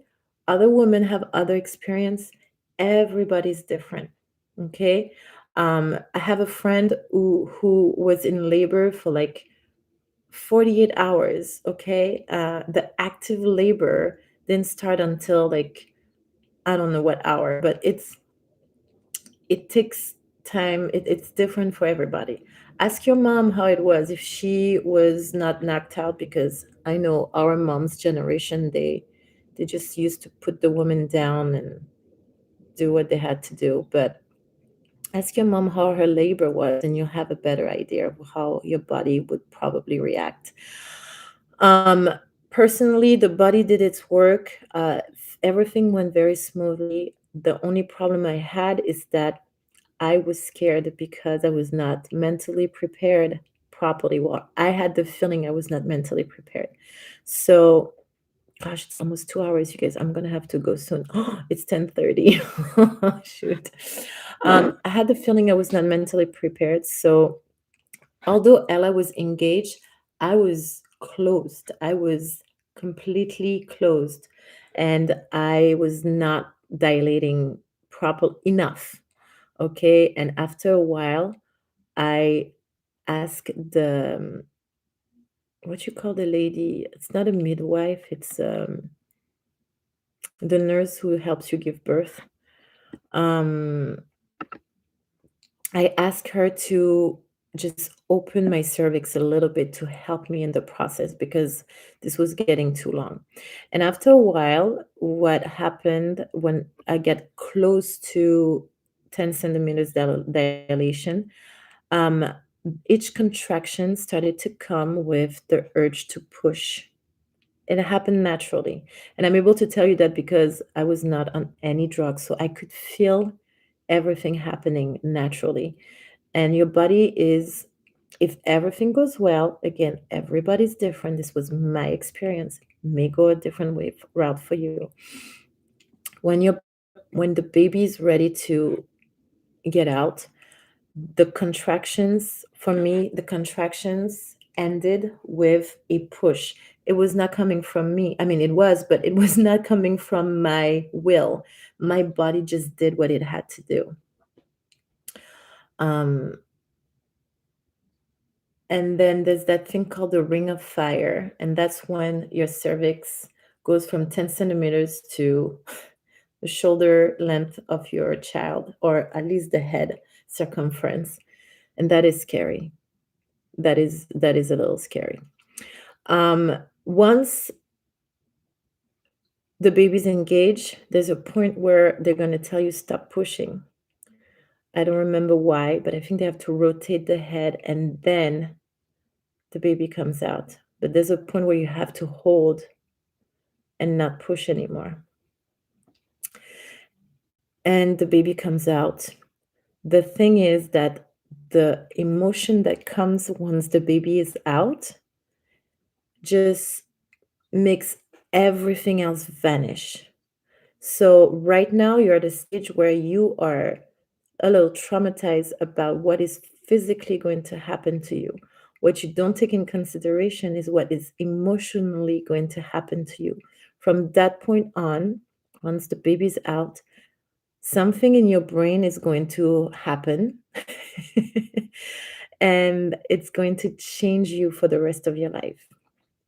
So when before, or right now for you, you are focused on your physical body and you are slowly getting into the idea that a life is growing, that you are going to be responsible for it, that it's all a fantasy in your head right now. From the moment this little being is going to be out in the world and on your skin, or you're going to see your significant other holding the baby, there's something in the brain that happens, and it makes everything else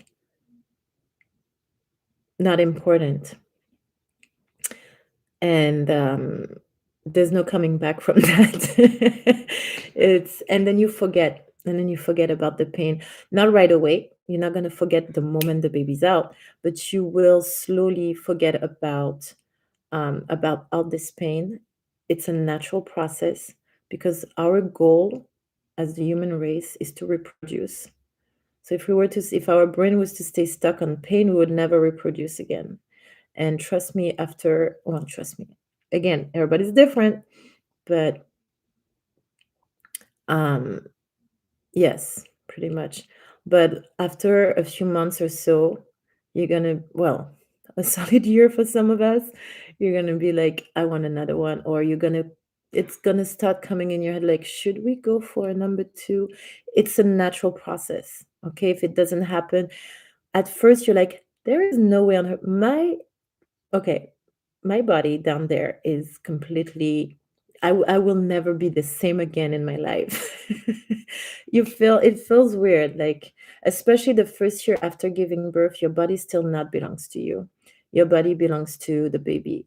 Or, well, it depends if you want to breastfeed or not. If you decide to breastfeed, your boobs, yeah, you're the supply for the baby. You're the food supply for the baby. So that's that. But it takes a solid year and a half to regain your body, to have somewhat of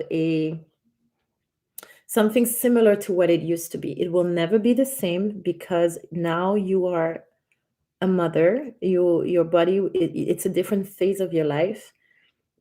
And personally, I'm happy that I don't want to have my 20 or 30s body on my life. I'm not interested in that. Pardon. I want to experience, the afterbirth body, the mature woman's body. It's a very nice body to experience. It's very good. Trust me. It's really cool. The I don't give a fuck body, but I still look good body. I will take care of myself body, but I don't give a fuck what other people think about it body. No? What do you guys think? Let me catch up to what you guys are saying, to what the mummies are saying out there. If you feel the urge to push and your vagina starts to burn, that means you're about to tear below. Well, not necessarily. You don't so Donna, then that doesn't necessarily mean that you will tear. Yeah, you have to. You can tear. I had 1 stitch. That's how much I teared.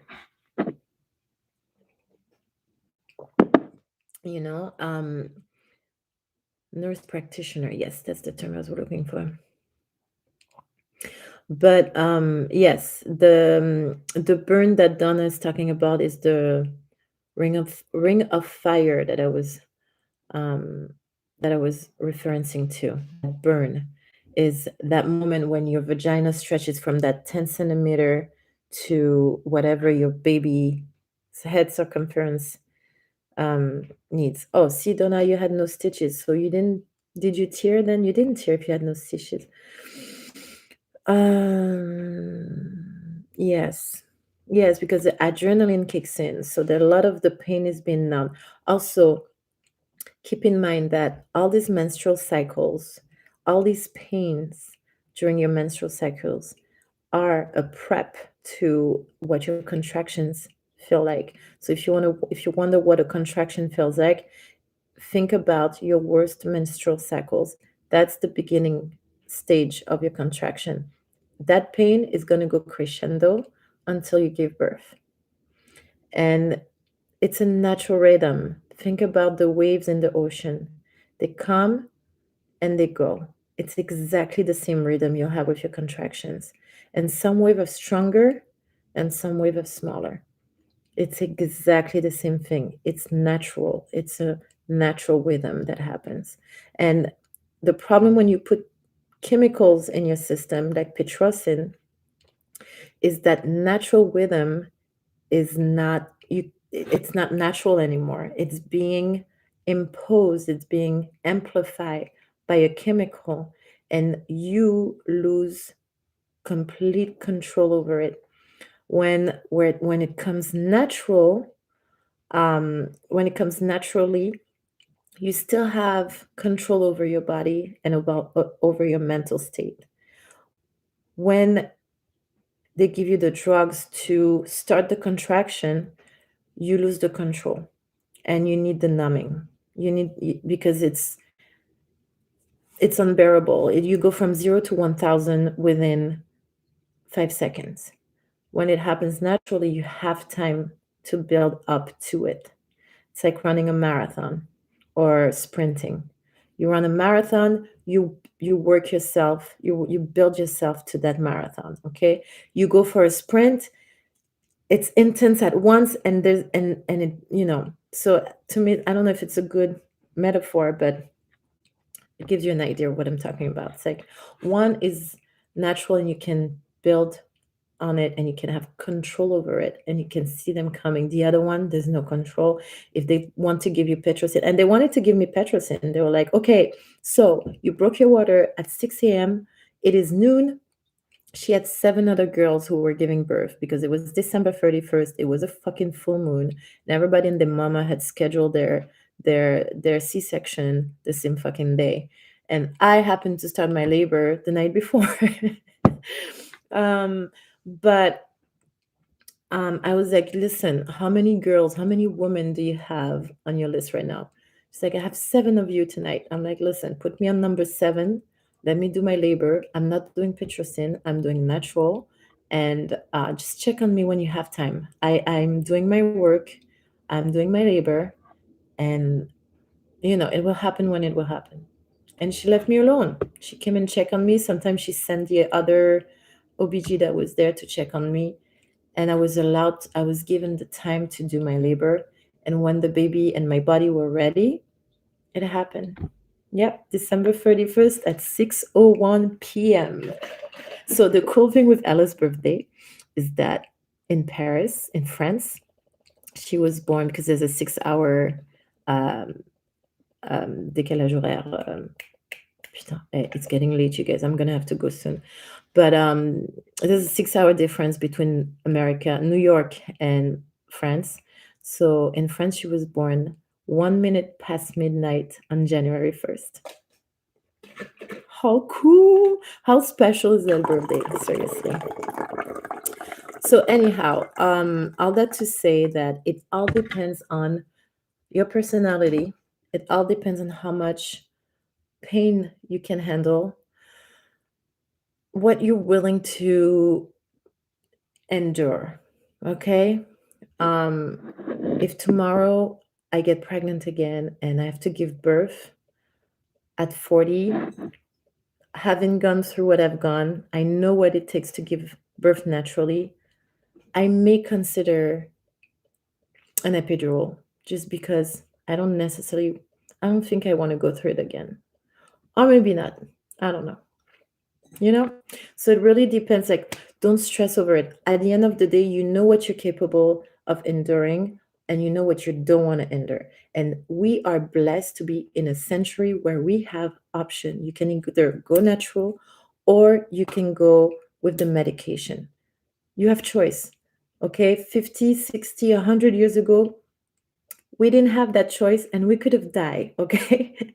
So relax, trust your body, enjoy your pregnancy, enjoy the process as much as you physically and mentally can because it is a once in a lifetime experience. And yes, you can get pregnant again and again, but no pregnancy are the same. Each pregnancy is special and different. So enjoy the moment, seriously, even the hard one, because you're growing life inside of you and it's a very special moment. I'm saying this because I enjoyed my maternity so much. But there are women that hated it and they're entitled to. It's your body, your temple. And sometimes it felt like an invasion of privacy, and I completely get it. But if you can switch your lenses, if you can switch your perspective on the subject and see it as a once in a lifetime experience, that you will maybe never experience again, or maybe not in that way, that little being will only be inside of you for 9 little months, and after that it's out of you. Although I have to say it feels attached to you for the first 5 years of their life. I mean, again, everybody's different, but for me, it took me a solid 5 years to be like, wait a minute, we're two separate entities. I need to chill. Ella is not me. I am not Ella. She's her own person. That's another story. Trust your body. It knows what to do. Trust yourself. Make a decision on how much pain are you willing to tolerate. And when it's time to let go, you say, okay, we're done. I need the pain reliever, or I'm doing this until the end. I want to experience this until the end. It's really up to you. Okay? All right, I am going to go, you guys. I'm dead. I want to put my PJs on. I stayed pretty for you guys because, I wanted to, I don't know, have that Friday night vibe with my cup of tea. Let me see what you guys wrote. Time difference. Yes, time difference. I'm so tired. I can't even. Oh, Donna. Yes, I know it's your birthday too. Thank you for for taking the time to discuss this. I'm happy it was helpful. I hope I wasn't too raw, but girl, one thing with me is that I'm not gonna sugarcoat for too long. Maybe I will sugarcoat 5 minutes, but after a while, I need to be honest about it. Also, I was so pissed that nobody actually told me, but it was 9 years ago. So I think nowadays women are a lot more open about it. Another thing that I was so fucking pissed is that nobody told me about the first time the milk comes. I didn't cry. I didn't cry during the labor pain, but when my boobs got hard like this, and it was so fucking painful, and it was so painful, you guys. My boobs were hard like an apple. Oh, yeah, yeah, yeah, yeah, yeah, yeah. And I didn't know what to do. I was under the shower with hot water and I was like punching my boobs to try to soft them up. Ugh, this was too much. With the hormones in my body that was coming down and that was dragging me crazy. That was a lot. And nobody told me about the milk. Fucking. Okay, what's helpful? I enjoy being pregnant as well. Yes. Hi, Tiffany from Atlanta. Tiffany, I'm leaving. I'm tired, Tiffany. Make sure you're watching the replay, Tiff. This was fun, great topic of conversation. Good night, blessing. Thanks, Paulina, for being there the whole time. I really appreciate all your comments. Thank you, thank you. Good night. Love all the real news. I'm happy. Realness. Yes, I needed to hear the rawness. Good. I was scared that I would scare you from pregnancy. I love the raw. It made me laugh. Good. Same here with sore breast. Oh gosh, the breast was the worst. All right, my loves. I'm gonna go and relax more than I'm relaxed now. If you are watching on the replay, my loves, thank you so much for still being there. Feel free to leave the comments down below. Give us your 2 cents on the rawness of being pregnant. Bye, Whitney. Have a good night. Bye, Donna. Bye, Natalie. Bye, Tiffany. Give us your 2 cents if you're a mom or if you're not a mom yet, but you're scared or you're questioning.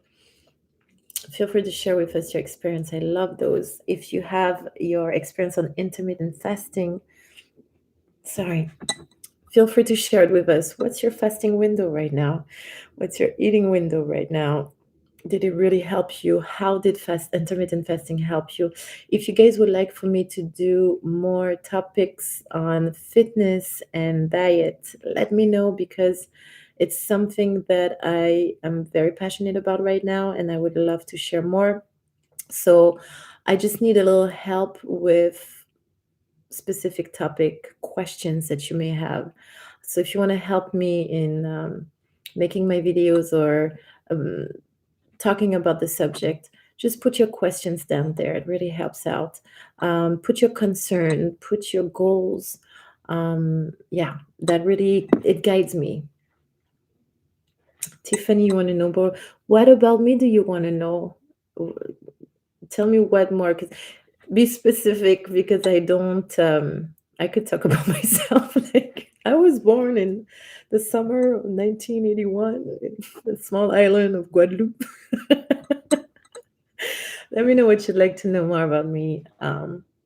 This I like when talking about me. I like to do it in live streams more than actual videos. Yes, next time, next live stream. Although, gosh, I'm not sure I will be able to do a live stream in December. I will have to keep you. Okay, I will have to keep you posted because my dad is coming to America. My dad is coming. I'm so excited. He's gonna be there in December. So I don't know how I'm gonna handle this situation, but I will keep you guys posted on my community board in my YouTube channel and on my stories in my Instagram. So if you don't follow me on Instagram, I urge you to do so. Wait, but if I'm not tapping, I'm urging you to do so ASAP. Follow me on Insta. This is me on Instagram. So yeah, I don't know about January. I don't know about December, and I don't know about January. So I will keep you guys posted. Um, yeah, I'll keep you guys posted. December, January is a rough month for me. It's a lot going on, so I'll try my best. It might not be the first Friday, it might be the second Friday. I'll see how I can make things work. Okay, my loves, I'm gonna go. For those of you who are watching on the replay, thank you so much for watching so far. Feel free to, don't forget to give me thumbs up, even for you guys before you leave the chat. Make sure you give me the thumbs up. It really helps out. On the replay, leave a comment. If you guys are not subscribed yet, you know what to do. Help your girl out. I appreciate it. And then voila. I will see you guys when next week with a new video where I will be talking about my favorite brushes and how I use them on my fine wavy to curly hair. So stay tuned for that. And then voila, enjoy your beautiful weekend. We have an extra hour to sleep, so enjoy that. And then I will see you very soon. I love you guys. Have a good night. Au revoir et à bientôt.